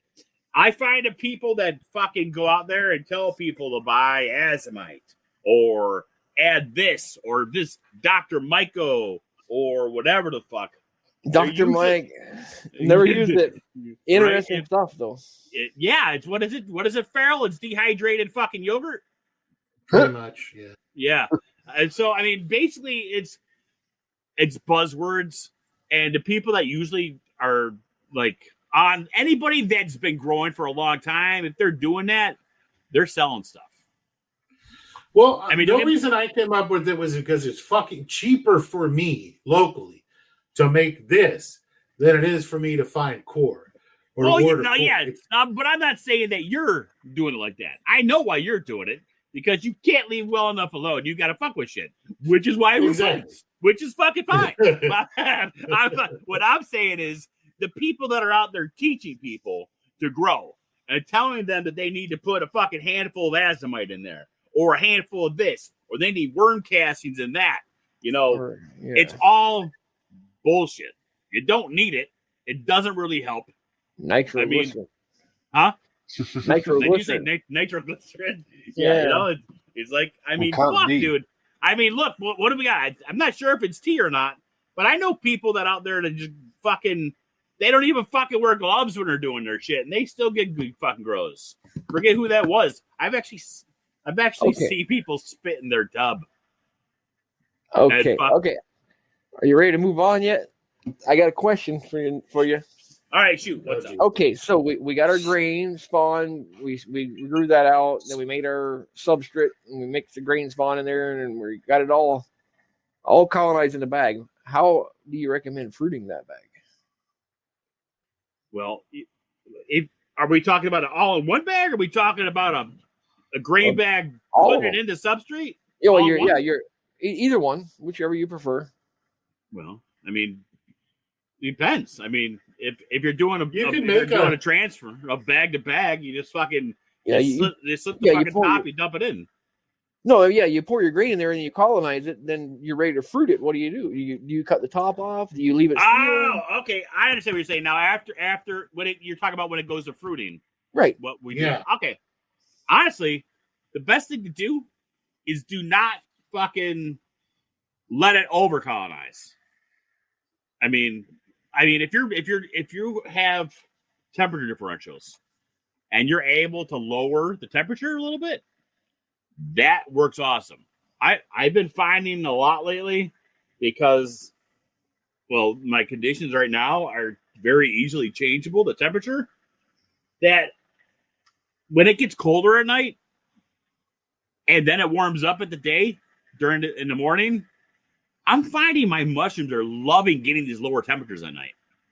I mean, they love it. And then when it starts to warm up, the whole fucking tubs get the condensation, and these tubs are fucking killing it right now. And this is going against everything that I've been taught, everything I've learned over the years. Because, well, let's say I've honestly never grown in a fucking barn before, but when you think about it, the fucking tubs are they're like nature. These mushrooms outside, when it gets nighttime, it's getting down to 50, 60 degrees. And it's after. So what you're getting at, you don't fruit in the bag. You make a tub.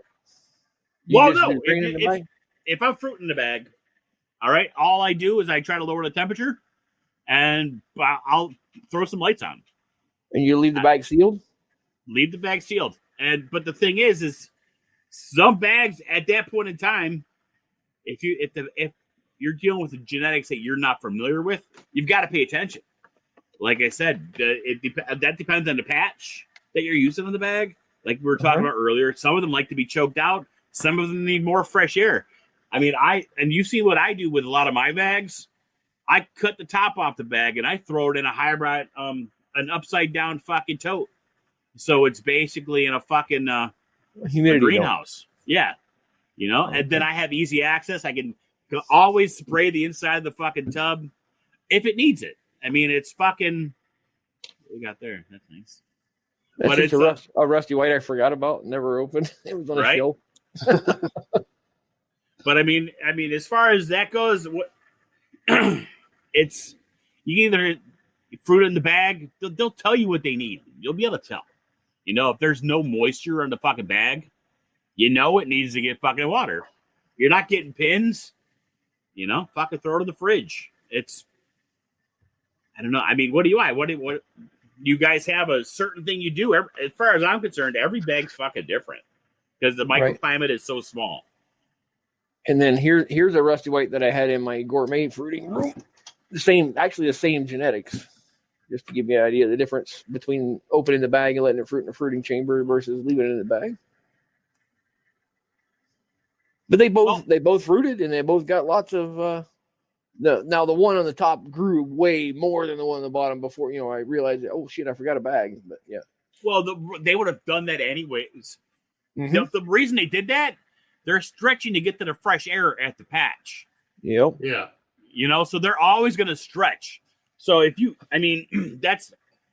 that patch was lower to the substrate level, you would never get the huge tall mushrooms because once they start feeling that air movement, they're in the wind current, and it's time to fucking it's kind of time to open up and fucking drop semen all over the place. Oh, and here's another PSA for people that might be wondering. Hold on. This was what happens when you get old and you get CRS, which means can't remember stuff.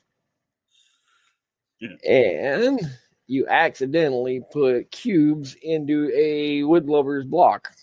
And you get something that looks like that. Well, Lizard King will grow.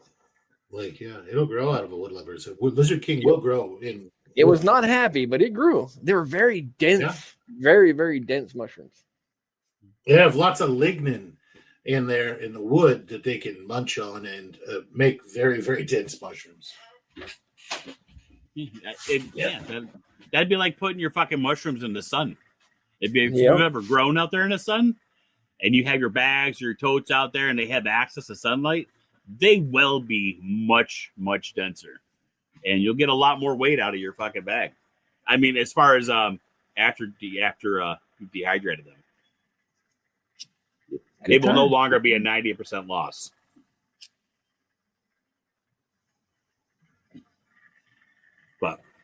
Myco Nutty. Yeah. I am alive, just so you know. I just now saw your message. Jeez. No, I figured you were just, the zombie. Oh, dude, I've been going through some stuff at work. Been going through some stuff at work. You know how life gets in the way of our fun sometimes. Yeah, all the Fuck time. life. But all right. Bags. What else? But mushrooms never fail to cheer me up. I at least have Tuesdays to look forward to. Yeah. Yeah. That is true.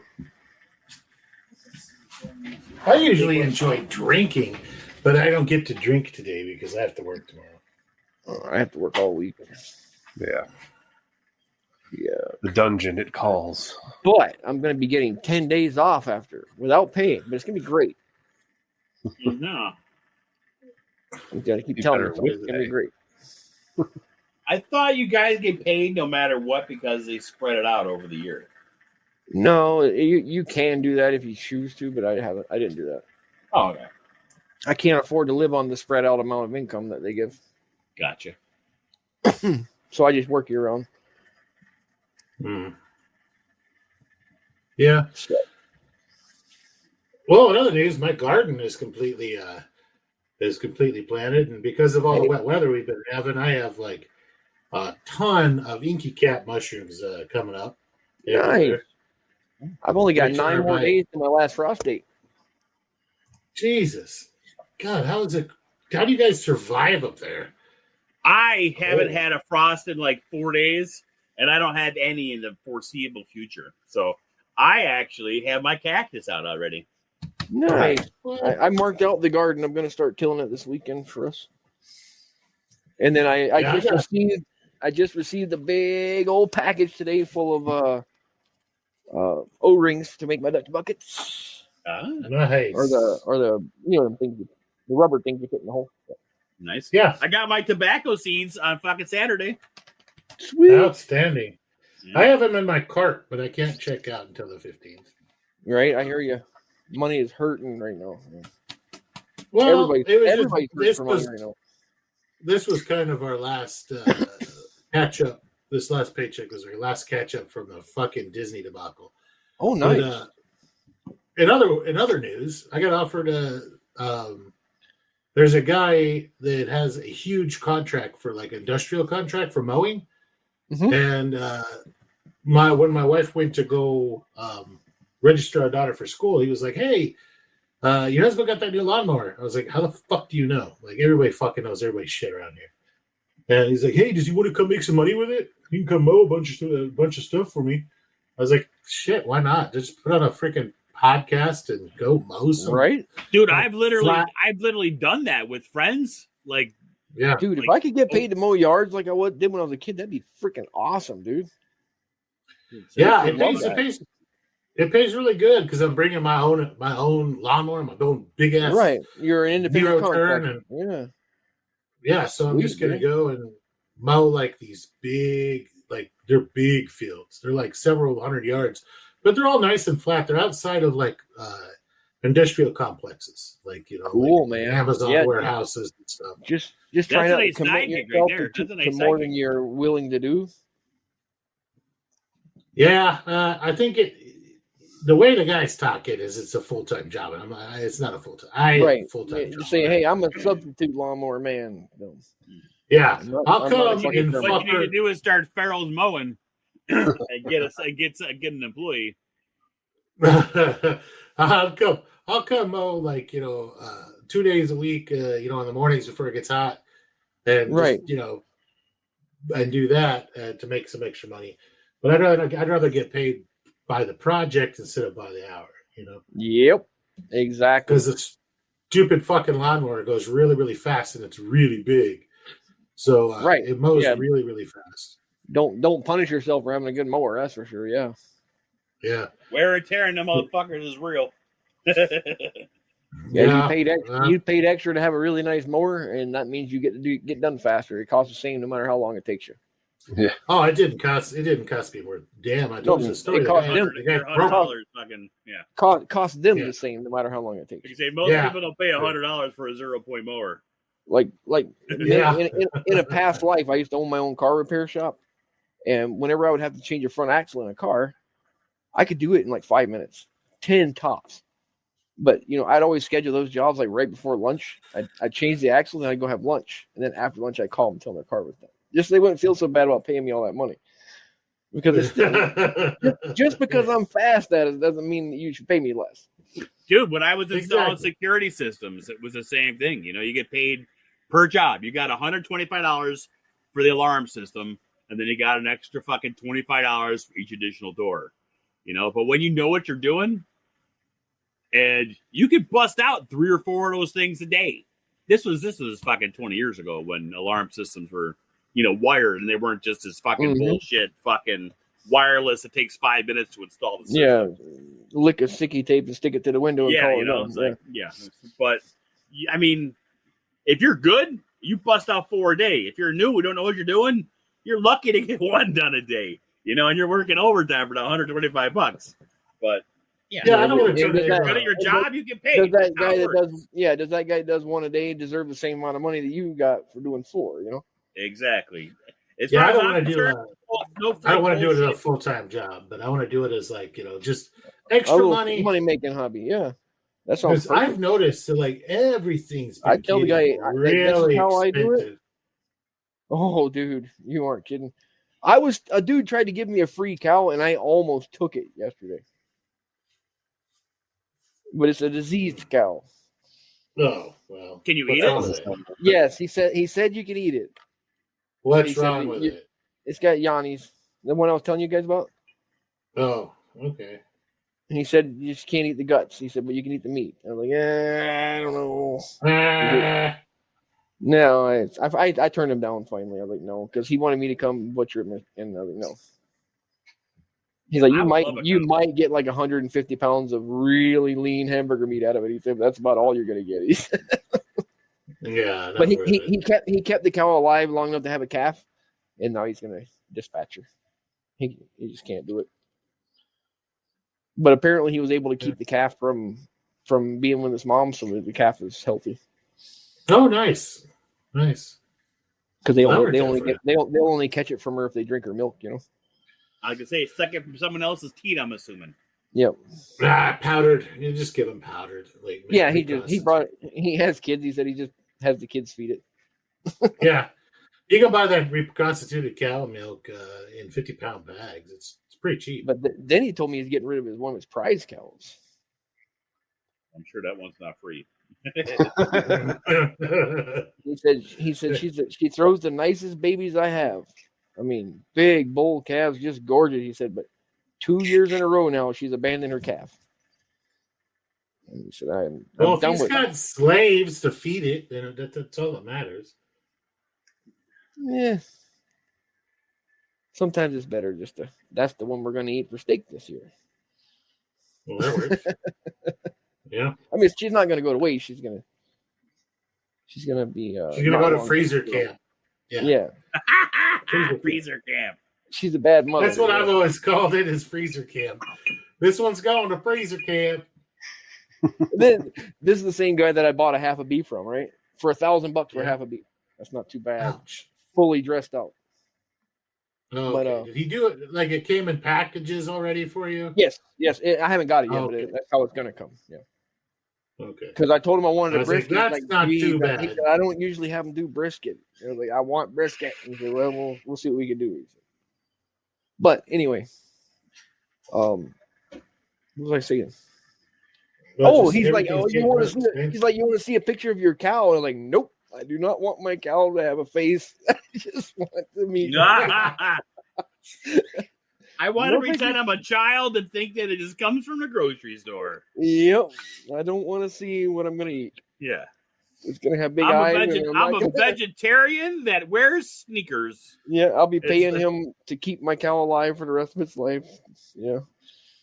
I'm a podcaster about child safety, using an iPhone to video record the whole thing. That's what I want to do. Right? I'm a big softie. I have a hard time doing stuff like that. I know it needs to be done. I just have a hard time being the person to do it. I was like that, like maybe the first time. The second time, I cut the deer's tongue off, but I was carrying it around for weeks. And then it's like I was touching people with it in school. It was great. You know, when I was a young man, I was a huge deer hunter. I did all that stuff.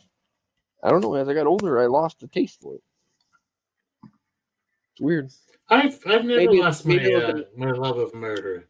Maybe the Yeah, military. I did something to I me. like don't know. murder. Murder's good. 'Cause I'm I not didn't that lose my mad taste at for- deer anymore. Like I didn't lose my I don't- taste for hunting until I got in the military. I don't mind people, but animals I have a hard time killing.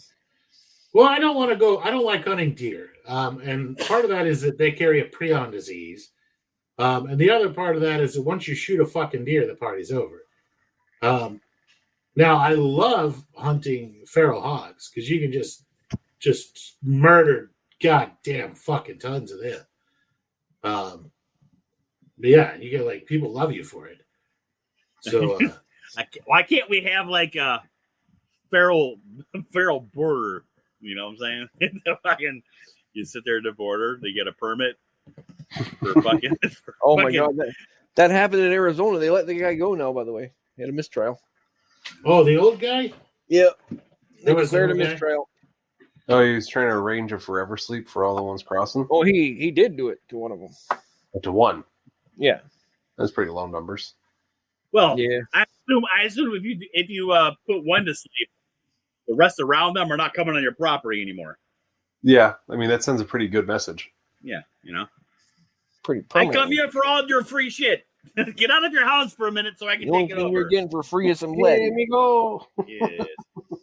Have they fixed that yet? I mean, we're pretty much done with the fucking bags, I think, right? Is anybody else fucking everything We else? talked bags? about how to fruit them. You said semen would work. I guess we could mention from going from a grain bag to a substrate bag. You don't need very much grain. You know, one grain bag is going to give you a lot of substrate bags. You want your ratio to be 1 to 2, 1 to 3, even as far as 1 to 4. What you're looking at, the less grain there is, it's gonna start slower, but then it's going to fruit faster. This because once it realizes there's no more food, that's when it pops up. You know, so in my experience. But I keep my ratio at 1 to 3. So just like however you're doing your grain, how many, you know, you got a lot of people have these huge fucking bags of grain and they just fucking take cups out and put a cup in each fucking jar. I mean, in each other bag. So I just eyeball it, works. but yeah, in that neighborhood. Yeah, I don't measure. One toddler hand in each jar. yeah. Toddler hand. Maybe 2 toddler hands, I guess. Depends on the toddler. Yeah, it really does. Not the It really bag. does. Not Some the bag. toddlers are bigger than others. Oh, look at like it's like little Mexican kids playing baseball with mustaches. So I'm thinking those toddler hands might be a little bigger than the. wait a second. Are you sure you're 14? Yes, of course I am. Yeah. Yes, Mr. Farrell. I went to school for 12 years. I don't know why I always go back to the border shit. It just really pissed me off when he told me about the fucking VA VA. paying for all Yeah. that fucking shit, and they don't give me garbage. Highly annoying. You know, I don't know hardly any of the people I've served with that actually get any benefits from the VA. Dude, It's weird. None of mine. My wife Military. keeps trying to get me to go file for it because I've got. You guys ever seen my legs? Yes. No. It's disgusting. Yeah. Okay. Well, you don't need to. It's pretty gross. So basically, I got exposed to blister Now I regions kind of want to. on my legs, and Okay, I have a mental picture now. Never mind. We're done. yeah. So like, the skin doesn't produce its own oils, and it like falls off occasionally, like a couple times a year, and it's quite painful. And it's just basically always bleeding. But Like a woman. I'm really as I get older, Why- it Why are becomes a they bigger hanging that pain in the cow ass. by his fucking head? That's me. That's my Why- cow. why- I'm murdered. Why by the head though? Don't you bleed him out the other way? He doesn't have any guts. Okay. I have him hanging up like that overnight. See, it's nighttime. Mm-hmm. Like it was the moon. cold. Well, So I leave them. Just traditionally, you hang them by their back. I was gonna say I've I never didn't seen have anybody. any way. I didn't have any way to fucking hang that bitch. See, I left its little hooves on so it could stand on its little hooves. That's as high as the damn the bucket on that stupid tractor would Okay, go. it looks like you're doing some kind of Fortnite dance. It is. How does it Is that a new skin? Is that That's as high as the bucket. That's as high as the bucket could lift the stupid cow. And so I left the head on and left the feetses on. So they were the parts that were touching the dirt. Other than that, I put salt all over it and let it sit overnight so that it could pull out the rest of the blood. Then I chopped it up. Oh yeah, I forgot you live in the third gate level of hell where it's hot. I remember. Well, it wasn't hot that night. That was like fucking January. It was like, I don't know. It was like 30 degrees 80 at night. degrees or something like that. Yeah. It was like 60 degrees during the day and like 34 or 40 degrees at night. Like up here, we hang our deer for like a month. You just throw it in the garage where it's below freezing at all times. It takes forever. You gotta let that fucking breathe. You gotta let it age a little bit. But it's always frozen. Well, you let the meat relax. Yeah. Yeah. We just have a harder time bleeding them because they freeze so fast. Yeah. But, we all have our problems. I mean, when you butchered it, did you do it by its head? No, I hung it exactly like that, yeah. And then all of its guts and everything just falls straight out onto the ground. But I put a big bucket underneath it, like it was like a so that huge fucking mass just falls in the bucket. That's what we do.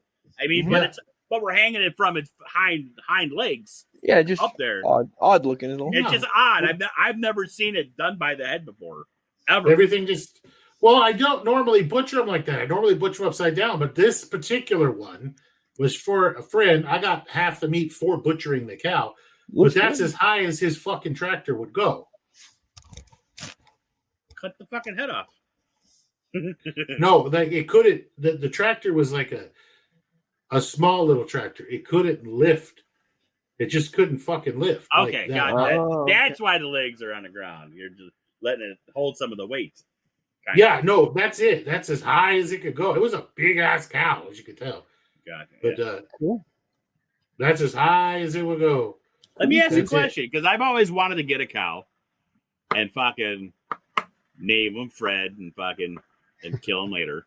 I mean, can I just get a cow and let it roam on like fucking on the lawn?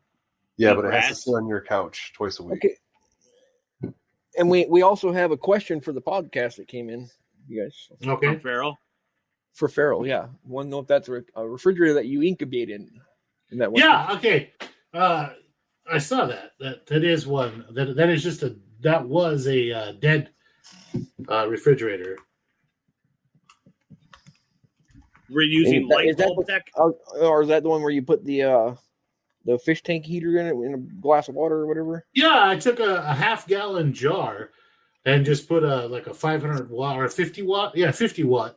Just like the smallest 10-gallon, I guess, the water heater, like aquarium heater in there. Set the temperature to like 76 degrees on the thing, so that the jar was always radiating 76 degrees. Put it in there, plugged it in, let it roll, and that thing worked great. Why? Yeah, that's even too much fucking work. You could just fucking put a light bulb in a cardboard box on the bottom, hooked up to a thermostat, and that light that radiates the heat from the light bulb will light that shit up too. And it's fucking, I mean, they're both the fucking same, but yeah. Well, his is temperature controlled though. It has a thermostat. Well, no, you put the light bulb and you hook that up to a thermostat. Oh, to a thermostat. There you go. Yeah. So I mean, it's the same fucking thing. They were doing that for the longest time. I used to have a dog house for an outside dog, and I put a light bulb inside of a coffee can in there so he couldn't chew on the wires or nothing, and that had a thermostat to keep him warm in the winter in his little dog house. Yeah, because he liked to live outside. It worked quite well, actually. The old incandescent bulb, not LED, of course. Right. Yeah, nice. Like a chicken light. We have chicken lights up here. Similar. You just have dogs like to chew on wires. You just had to make sure you protect them from that. So, anyways, my question: incubation. Let's talk incubation here. Can I buy a calf and just let it eat my grass on my lawn, or do I got to get? If you have enough grass, yes. It won't have the fat content that it would have if it wasn't corn fed, but it would grow. Well, how much? I mean, what acreage would you say I would need for a calf? Is it going to eat 100% of the grass? Because you have good grass up there, right? Like it grows like crazy, right? Because you get good rain. Yeah. Okay. Is it going to be eating like just grass and weeds, or are you going to supplement its feed? Well, that's what I'm asking. If I need to get supplements, do I need to get bales of hay and shit like that? No. If you have good grass, you don't need to. But you're going to need like 5 or 10 acres. You could probably get away with 7 if you have real good grass. Okay, that's a lot of acreage for a cow. Well, the thing is they have nothing better to do than wander and eat and shit all day. And you don't want them eating areas that they have just pooped on, because that's how they get, because they have parasite cycles, right? So you're just gonna, every time they eat some of their own poopy grass, it's just going to up the parasite cycle, until you just got parasites holding hands and you get a fucking sick ass cow. So usually having enough area for them reduces the parasite load. And it reduces the smell and everything else. Also, their hooves are really hard on the ground. It compacts. I can say, yeah. And if they eat all the way down to the roots, then the grass won't grow back. So you probably want to cycle them through that shit anyways. Yeah. So normally you do like a paddock system. So you would divide the 5 acres up into 4 paddocks, and then every week move them from like 1 to 2 to 2 to 3 to 3 to 4 to the back. So by 1 month, each paddock, each square has a month to recover before you move your cow back on there. It works better if you do a cow followed by chickens. So you have a cow that's running over there and then eating. So if the cow's in paddock 1, the chickens are in paddock 4, right? And then the cow moves to 2, the chickens move to 1. And the reason for that is the chickens break up the cow shit looking for bugs and fly and larvae and stuff and kick it all over the goddamn place and then work it into the soil. And then once the chickens move on to 2, or move like wherever the chickens were at last, you throw out some seed, some cheap seed. It doesn't have to be expensive seed. It can be bird seed. Like as long as it's, it'll grow. It'll have like sorghum and millet and all sorts of stuff, which is perfectly fine graze for the cows. It's real cheap. They'll eat the sunflowers, the whole 9 yards, everything that's in the millet they'll eat. And it'll make them very happy, and it's good for them. And like, one of those 25-pound bag of bird seed will cover a lot of acreage if you do it like that. The chickens fluff up the soil, they spread out the shit, they eat all the bugs, and then they move away, and now you throw your seed back out there, and it has, 3 to 4 weeks before it comes and gets grazed again. So it gets a chance to grow up about, knee high before everything gets come back in there and murder it down. And that system works really well. It's called the paddock system. It's been used forever, like human history. They've been moving cattle around and goats and everything like that. Some people do a 3 system, but they do 6 pins, and they do a high volume rotation that way. As they'll have cows followed by chickens followed by pigs. And the purpose of that is that the cows are going to go in there, eat everything down, make big old shits and eat the tops and everything down. Chickens are going to go in there and spread out the cow shit. Eat all the grasshoppers, break the chain of like bugs and stuff like that. And then the pigs go in there, root up everything, turn it over, eat all the roots of all the vegetable, anything that might be invasive, eat any grubs, any bugs, and do all the tilling for you. And then you throw out your seed. Your ground's already nice and fluffy and tilled and super fertile because it's had cow shit, chicken shit, and pig shit. And then none of those animals, and each one of those animals followed by, the other one breaks the parasite cycle for each one, right? So you'll never have a big fly issue because of the chickens and breaking up all the poo. You'll never have a big fly issue or anything like that because of the ground constantly being turned over. They don't have anywhere for them to incubate and turn into problems. So it works itself out really, really well like that. Nice. Yeah. As long as you have 5 acres to dedicate to your cow. Now, what can I do with 150 square feet? You can have some chickens. You can And snails. if I had 150 fucking square feet that I wanted to produce the most amount of meat I could on there, I would do rabbits. That's why I have rabbits. You don't eat your rabbits, liar. No, I don't. But the plan is eventually, when I have enough room. When the apocalypse hits, my pet is in my belly. Oh yeah, all my kids know that. They've been briefed.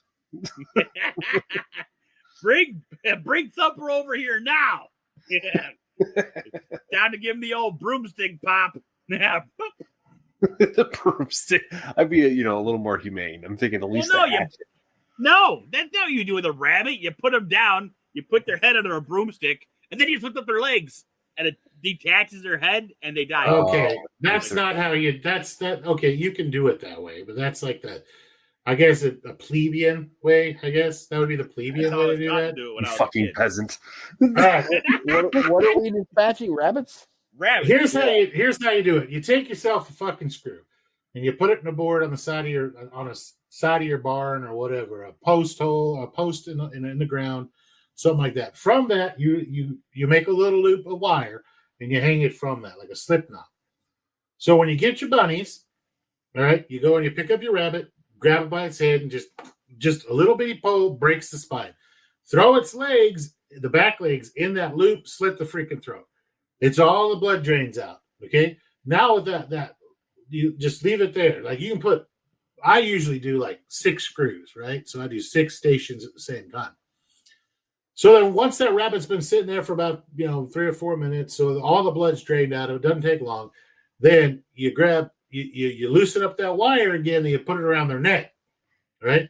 Then you grab where you slit the throat and you just pull the fur, and it just all comes off as a big sock. You're doing it exactly the opposite of me again. I do. So all the fur comes off. All the fur comes off as one big sock. Take your finger, jab right in by the diaphragm, and pull down. All the guts fall straight out onto the ground. You don't have to worry about them falling over the meat. You don't have to worry about them falling over the meat because you're doing them from with their head hanging up. Now you just take and you bend each leg at the knuckle, and you can cut them off with pruning shears or with a sharp knife, either way. And then the last thing you do is you grab the rabbit and you just pull down. That wire cuts the head right the fuck clean off. And so you have a rabbit. Now it takes me longer to describe it than it actually does to process rabbit. Maybe 30 seconds to process a bunny this way. Yeah. It's super, super fast. And it's really, really efficient because just clip, done. And then just pull, and the last thing you do, and that wire just pops the head right clean off. And the head just falls right down there on the ground. Bunny! It's not even close to what I do, but I like it. I mean, it seems pretty efficient. Yeah. I have the 2 loops with a stick that you hang them from with their back legs, one on each loop. That's the way I don't know. Maybe I was just trained by a different person. Oh, look. I love this picture.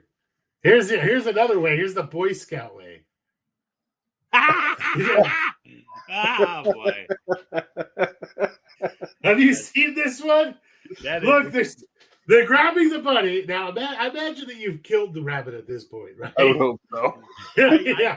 I can't imagine. And you're squishing it like fucking toothpaste and then slinging it between your legs. And all the goddamn guts fall out of the asshole. That was your organ. Shooting right into your girlfriend's face or right into the neighbor's house. Or just what? And that's really a thing? Yes. Oh my God. Oh, look at it's Army Field Manual 64-4. Oh God. 1860. Yeah, it's the old Boy Scout way. Look at he's even got a fucking Boy Scout patch on. That reminds me of my drill sergeant. Oh shit. Oh, he used to say, "Hey, Private, you follow FM 22 - whatever the fuck you want to do, don't you?"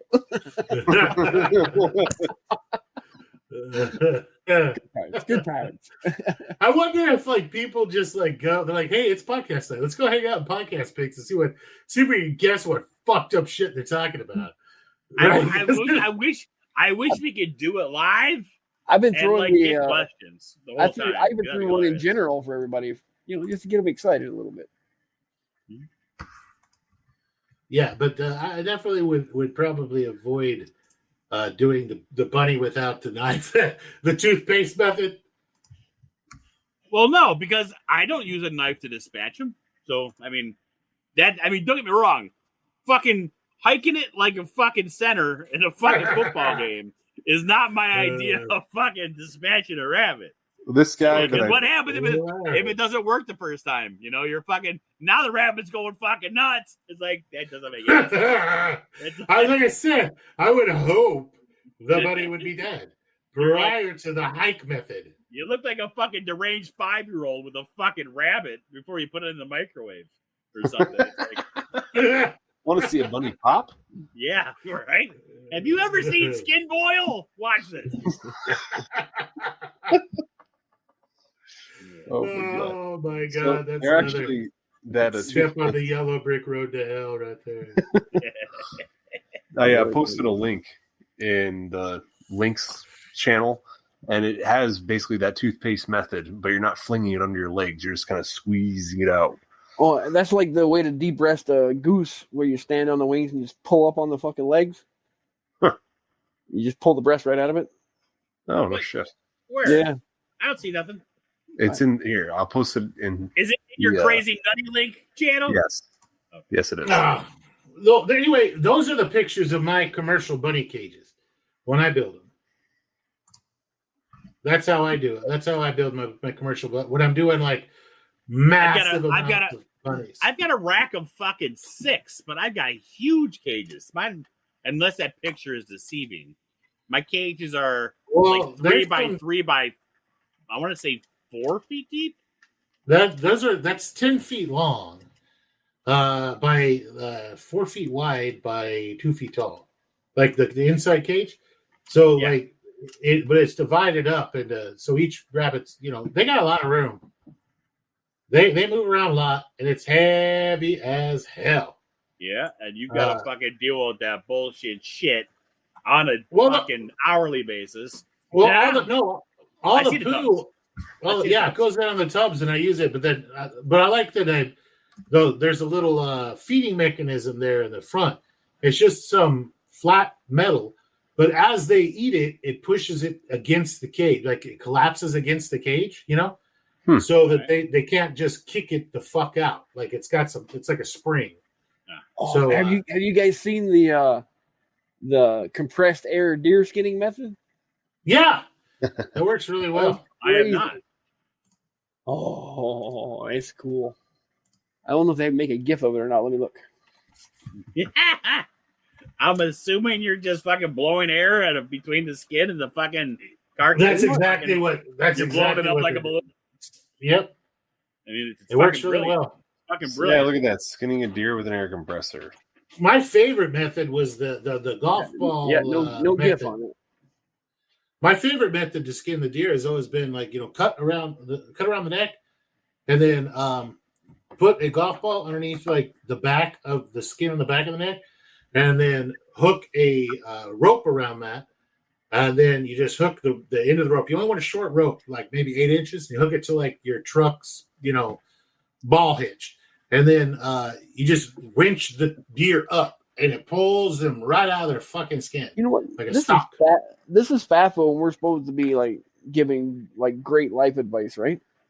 Yeah. I'm about to lay one down on you guys for like the easiest way to do just about anything. Get you a know-it-all friend, and when he starts telling you how to do the thing that you're supposed to be doing, ask him to show you. And have him do it for you. It's fucking great. You just play stupid. Yeah, I learn better by watching. Yeah. Show me how to really how to build this house. That's the way you skin a deer. Could you show me? I'm having a hard time following. Yeah. Fuck yeah. You guys have seen the golf ball method, right? I've heard of it. I've never seen it done.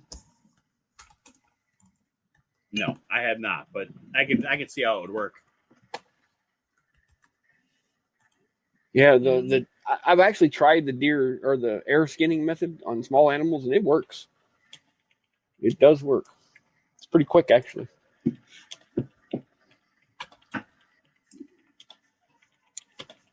How do I get this? No. It looks like this.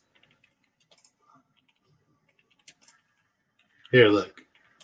I put it in the pigs. It looks like that. It just boom comes right the freaking hell off. Crazy. Someone's gotta have a fucking gif of it. I couldn't find one on air skinning.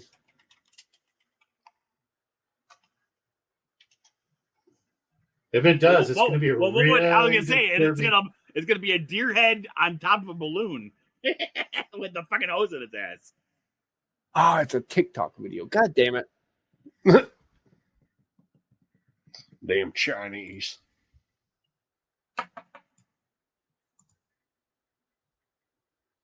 Aha! There is one. Oh shit! There's one. What? Which one?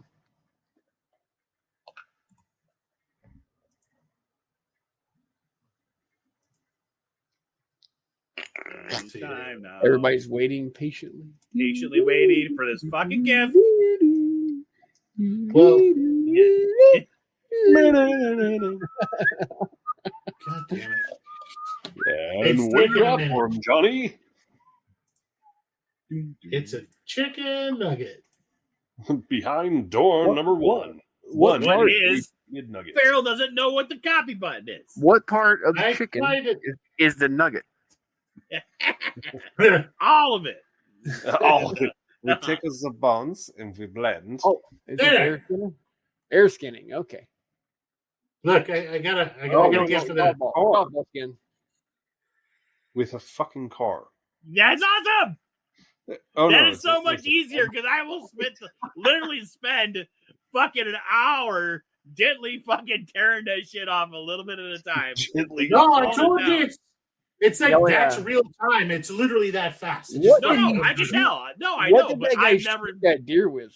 That thing has multiple holes in it. I don't know. He looks. It's coming right at us. He's coming right at us. Yeah, I was about to beat me to it. I don't know. Look at him, dude. He looks like he beats his wife too. Like, look at him. Like, he definitely.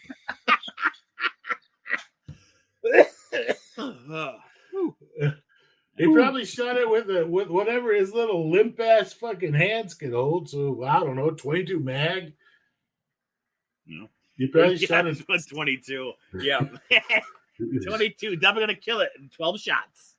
Yeah. Oh yeah, it's got a bunch of holes, doesn't it? He's got a shoulder hole and a way back like fucking liver hole. Yeah. He definitely that was They not like perfection. wound it and then start torturing it like a fucking kid with a stick. Yeah, Let it crawl away a little bit. He's gonna die. He's gonna die. Chopped off his front legs with the bullets. Yeah. Probably did it with like an AR or AK. The damn Lieutenant Dan treatment. Motherfucker.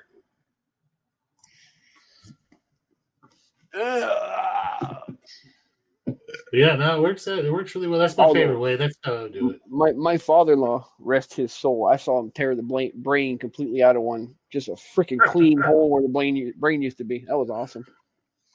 At least it died doing what it loved. Dude, it dropped. I mean, the feet just gave out. And it went straight down, not even sideways. It was cool. We were not in a vehicle when it happened. Yeah, I wasn't sitting there next to him. We were standing next to the vehicle. It was not nighttime with me holding a flashlight or anything. I would never. I did not see any glowing eyes whatsoever.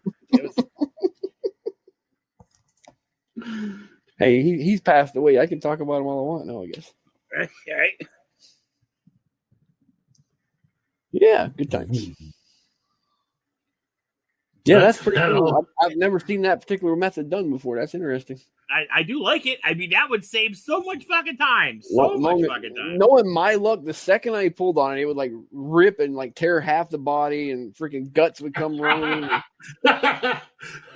Task failed successfully. Yep. See, but this is the kind of show I prefer. We got all the mycology out of the way. Now anybody that's sicking around, they're just sick fucks, and they want to hang out with us. See? Right. This is... And hey, sick fucks, come on the show live. Quit being so damn shy. Come on. No? If we haven't asked you specifically, this is your invitation. We're looking for people to join the podcast with us on Tuesdays. Just Monday or Tuesday morning, earlier in the day, give us a fucking shout out. Say, hey man, I'd like to be on the show. And I will love to have most of you. I will tell you no. There's a few people we don't know. What? We won't say who you are. Wait. What? There are certain prerequisites. One, don't be a fucking tard. Come on my fucking show and decide that you can't talk about mushrooms on a fucking mushroom show. Yeah, and don't be easily offended. 2, don't fucking fall asleep in the beginning of the fucking show. Yeah, get so fucking high. Yeah, you don't fall smoke asleep. a half a Don't pound get of fucking so weed. fucking high you can't fucking talk on a fucking show. Those are the only fucking prerequisites. I don't care. Wait a if you're minute. newbie, Wait I a will teach minute. you.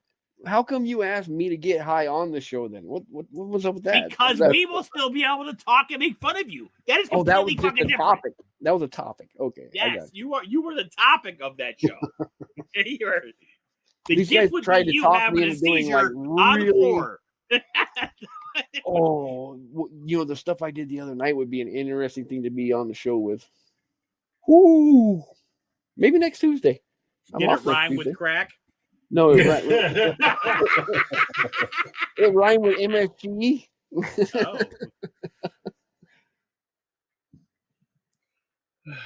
Yeah. I don't think we're gonna have to pick a different day next week.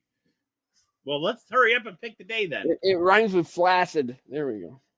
That's what Yes. Disappointed? Yeah. You Ex-wife. like sex? What? not a synonym. Happy milkman?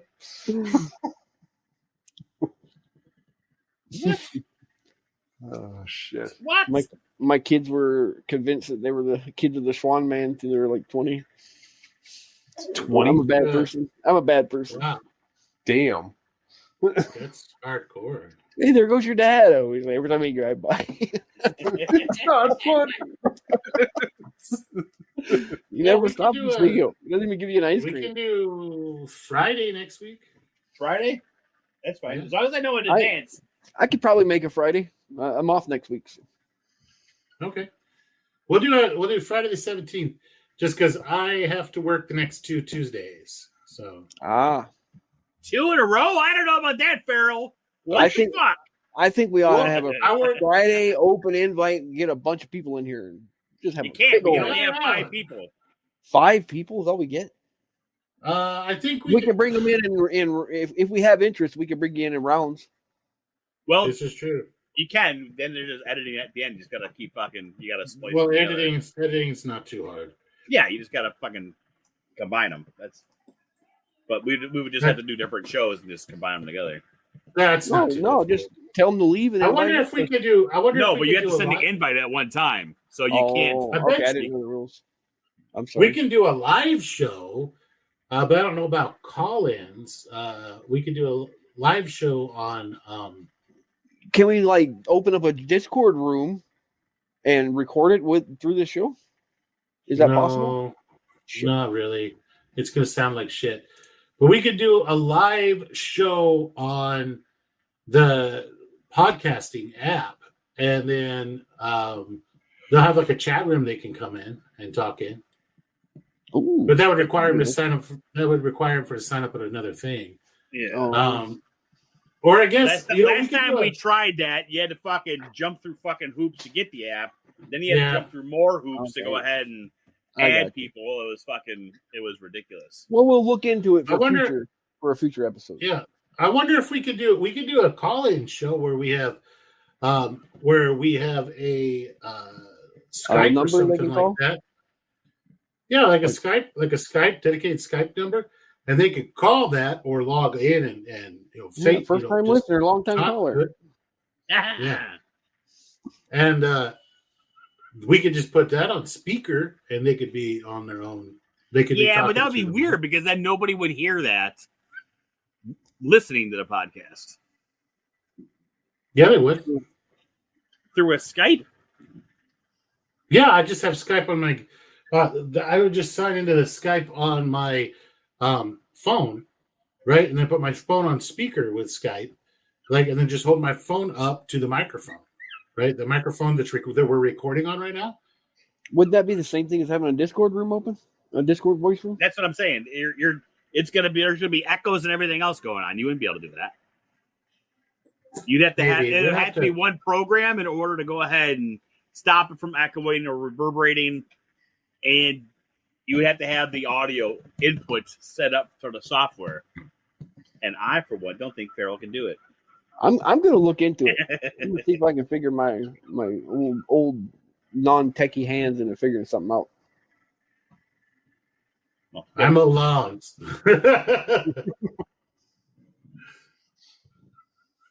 I'm gonna get on the interwebs and the Twitter faces. I'll figure this thing out. The Googles. All right. the worldwide shroomery. God damn it. Shroomtastic. Shroomery. Fucking bunch of bastards. Somebody was telling me there's a new shroomery now, that there's a fucking What? Discord. And no, the Discord shroomery, and it's only fucking people from shroomery, and all they do is basically talk shit to people. That's literally all they do. Yeah, Nice. I think I'm in that room. I am. We should Yeah. brigade them. I mean, not at all harass them. I don't want to name the thing, but yeah, I'm in so many damn mushroom discords. Let me look. Is that it right there? Who's in there? I think it's called the Shroomery on there. Is it called Shroomery again? Is it Yeah, I stay believe shroomy? so. Well, the Shroomery is the original one. Is it Stay Shroomy? Is that the one? I don't know. No, that's Munchausen, isn't it? Yeah. Oh, okay, yeah. That's one show. Oh, no, it's the Shroomery. Yeah. Maybe I'm not in that one. It's a blue mushroom logo. You're probably just not cool enough for them. Yeah, I definitely not cool enough. Those people over there don't even know who I am. Weren't you guys Excellent. sitting for somebody in the shroomery? I go by a different name in the Shroomery. So Goes you by guys Dog. might, you guys listening might have talked to me before. And Is it Sergeant Imtray? It's Sergeant Mert, okay? Yeah. Well, guys, you I'm got anybody got in anything that else? syndicate too. Didn't know that, did you? I'm not that cool. I don't have, There's actually some pretty good people in that one. I'll believe it when I fucking see it. I even know what you said. You're not in there. Huh? I said I'm in the Tat Syndicate. Which one? What were we talking about? The Tat Syndicate. No, I'm not in that. There's a lot of stuff out there. Tat is more of a specialized. They only do the true albino teacher stuff. But, whatever makes them happy. Hey, they're the ones that are adding fucking 12 fucking strains every fucking 30 days. Yeah, But they're all teachers though. the tree is always branching. Yeah, it's a big fucking tree of fucking fuck. Big fucking tree of fuck. Sprouted with lies. I do enjoy the Shroomery still though. I go there once in a while. You get a lot of new people coming in there. It's fun to talk to people sometimes. I don't ever help people in the shroomery because whenever you do anything, Oh, in the Shroomery? other people talk down to you for trying to help them. Yeah, that does happen sometimes. I've never had the talking. Well, I've had the talking down thing, but it's like people will come right at you and literally say shit that's wrong, and it's gospel. And it's like they will defend it to the end of time. I think they do that on purpose. Yeah, they're gaslighting, but that's why I don't do it because they're not worth my fucking time. It's like, all right, It's a really big mushroom community, so you're gonna have to deal with that in the big rooms. I mean, if you're going there to learn everything there is to know about mushrooms, it's gonna take you a while because you got to sort through the bullshittery. But you come to just come to the FAFO cult and you podcast. learn. Well, There you go. FAFO cult and you got that fucker. Yeah, their setup is just so bad. It's just hard to weed through everything because, like you'll get someone asking you what temperature they have to cook something at to get to a certain thing, and then you're gonna have the first 5 people telling them to fucking read the fucking link. It's in the fucking questions and answers. You should have read this first. Why are you asking questions? You're gonna, and then you got one person that gives it out there, and they're like, "Why are you helping this noob? He's fucking obviously fucking retarded." It's like I don't know. Hey, I'm an asshole. I find it stupid. They have a FAFO room now in the Shroomery, by the way. I find it everywhere has a FAFO room. What? Yeah. Is it dedicated to us? No. Yeah, right. I don't even think they admit that we exist. Even though we were first. That's because they don't like us. Yeah. That's all right. Those are probably the people that are fucking pushing nutrients on people to buy their shit. I've got the best CVG in town. Buy my bag. $40. $40. I ain't got nothing for sale. Just to let everybody know. Selling's illegal. I mean, I don't Selling, even sell fucking bags. I'm not on some nothing. I do mushrooms strictly as a hobby and to get paid. I do get paid to grow mushrooms. I forgot about that one. Slight detail. Like I forgot. I thought you were a mushroom teacher. I have nothing for sale on the internet. Yeah. Yeah. No, I like to leave it to the people who are trying to make money. There's plenty of them out there already. I don't need to put my toes in that water. Buy from Deadpool.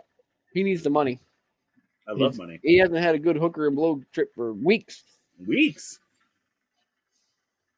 Yeah. Somebody asked me if I ever did coke the other day. That was weird. Oh, Jesus Christ. You ask him, does a bear shit in the woods? Does the poop like little boys? I know you guys know I've been on a bit of an experimental journey lately. I have never done cocaine. Never. Don't. No. You don't need to. I don't plan on it. I'm on a psychedelic journey. Heroin. I don't think you need to try those. My goal is to do as many psychedelics as I can until I either burn my brain or I die. That's my goal. Well, that's a noble cause. For science. I'm getting up there. For science. I'm a little bit nervous because mescaline's coming up real soon. That's supposed to be a pretty powerful one. And it's gonna be pretty rough. Yeah, it's like 30 hours. They tell me. Ugh. Ouch. Yeah, I remember Trimmy's last 12-hour binge was pretty. Ooh, I'm sorry, guys. I apologize once again for that. My bird was out of hand that night. Lord have mercy. You got to stop asking your bird to type your shit. Right? All right, gentlemen. I need to go to bed because I have to get up early. Crazy talk. We've already gone on forever. We love you. We don't want to go. It's always 2 hours, 2.5 hours. Last week, you're like, it's 2.5 hours. This episode is so long. I don't know what happened. Okay. We've had like 4-hour episodes before. Hey, we usually do the happy thing at the end, Firo. Yeah. You mind if I do something different instead of a happy thing? Sure. Are you putting a curse on people? I got a little Tell curses. I'm a teacher and all. I got a little homework for everybody. When was the last time you ever ate a chestnut that was roasted over an open fire? God damn it. I miss chestnut trees. Hey, they're coming back, though. They made a GMO chestnut that is blight resistant. So, yeah, chestnut. Chestnut. You have a chestnut tree in your yard? Yeah, I do. American chestnut or Asian? American chestnut. Oh, really? Wow. And it produces chestnuts? Yeah. My kids hate them. That's a rare Dude, you need to report that fucker if they don't know it exists. They're looking for them. I don't know. I mean, it's not like it's hidden away.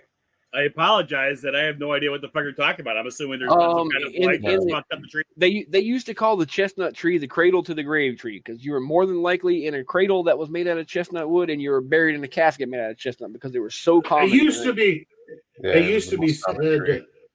Yeah, it And used then- to be then said some that guy- a squirrel Yeah, could some guy- cross the continent on chestnut trees without ever touching the ground. Yeah, back and then before some dude the brought Native in an Americans. Asian chestnut tree because he wanted to, and it spread a disease to all the American ones and killed almost every single chestnut tree in the United States. The chestnut blight. And in the period of like, what was it, like 50 years?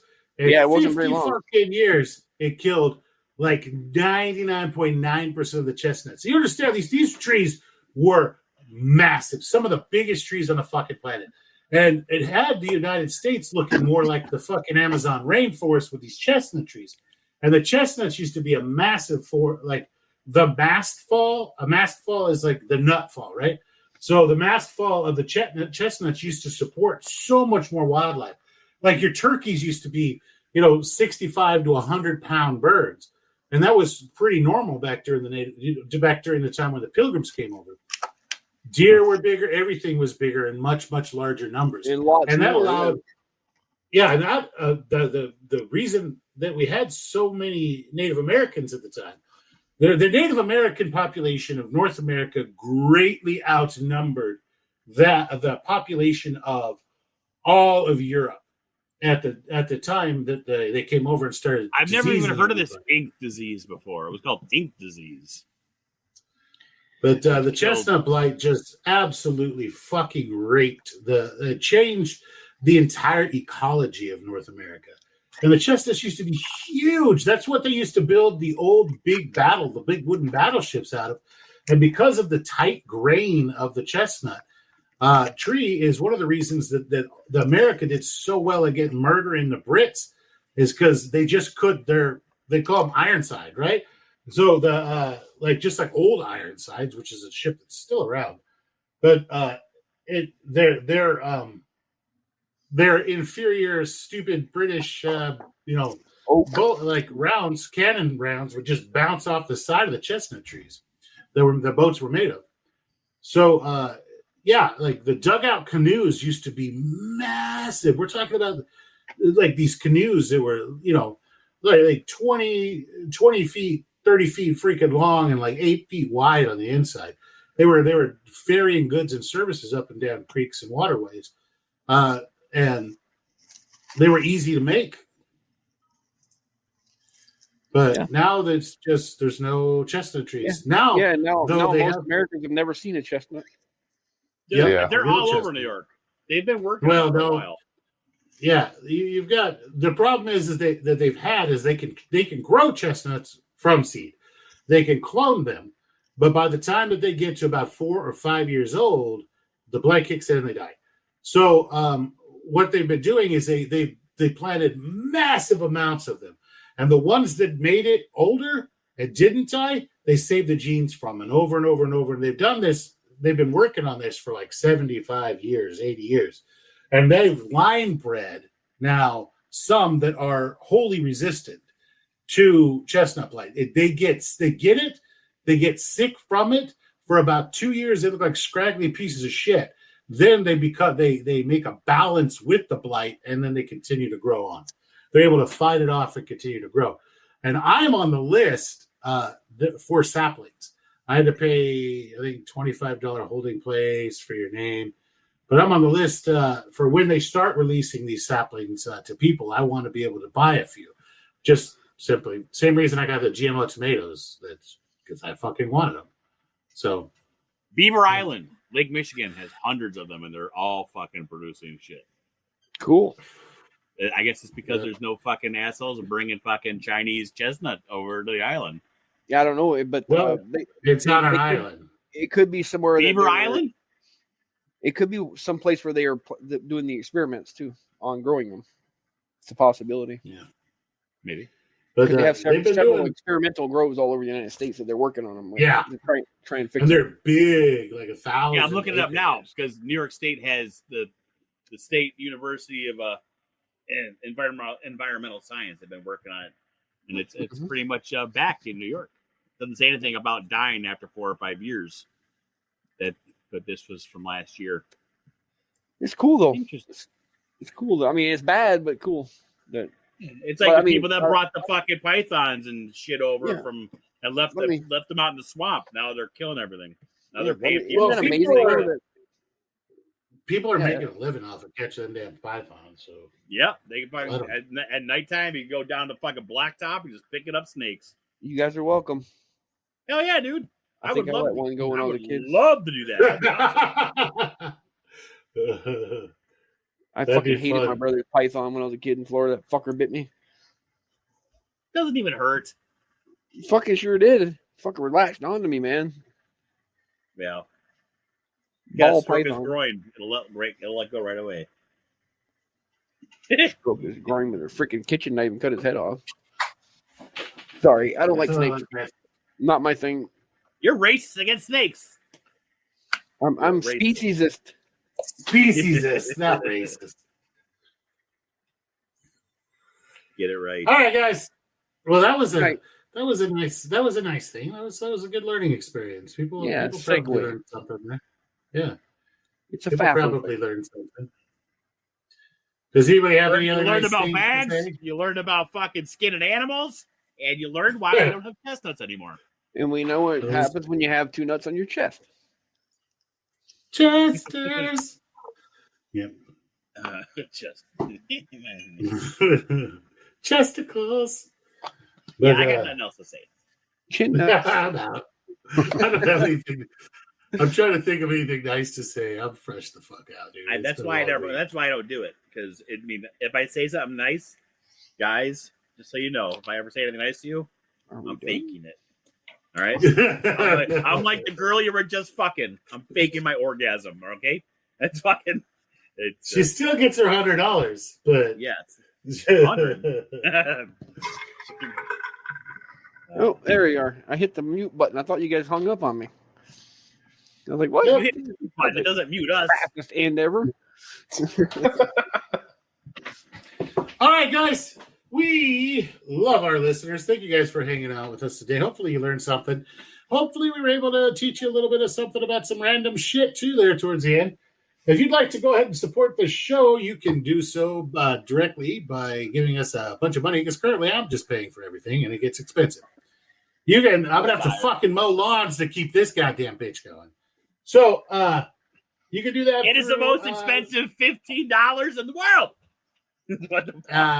I pay $18.99 for this platform. Oh my God. And $82 for our hosting service for the podcast. That's for the month or the year? The month. What? Yep. When did this start? Because we have a fuckload of bandwidth. We have like rich fucker 1 billion shows on there. That makes no sense. If we deleted a year's worth of episodes, we wouldn't have to keep paying. A year already? Yeah, we're past the year. Yeah, we're well past a year. We're doing, I don't know. But if you look at it, when I started season 2, it was a new year. Like we have a season? Yeah, well, that was after Farrell's hiatus. Why in the world? I got to start paying more attention to this stuff. I just come on here on Tuesdays and bullshit with you guys. I work really hard. But send us some money. Send us some money. You can do that through Venmo. It's going to be at FAFOCult. So you can do it to CashApp. It's going to be $FAFOCult. You can buy some super sweet merch. It's going to be on Etsy. It's going to be FAFOCult.etsy.com. If you want to send us love mail, hate mail, complain about how racist one of us is or something. No horrors, a guy to mail. You can do that at FAFOCult.gmail.com. Most of them. Links to our Discord will be provided below, so you can go on there to the FAFOCult podcast pics and see all the different pictures we were talking about while we were recording this episode. That's why it's called FAFO pics. Hey, and in honor of last episode, I have been smoking a pipe the entire episode, you guys. I've been smoking a pipe this entire episode. Have you? I mean, that's what I'm doing. I want to smoke one right now. If you guys didn't listen to last episode was about growing tobacco. And it's going to be a lot of fun. We're going to try to grow a bunch of tobacco and make some cigars to give away. Yeah, I got T9. I ended up getting T9 TN90 Burley and Virginia Gold and Virginia Gold. This could be sweet. Yeah. All right, guys. We love our listeners. Thank you guys for hanging out with us this entire time. And good night. Good night.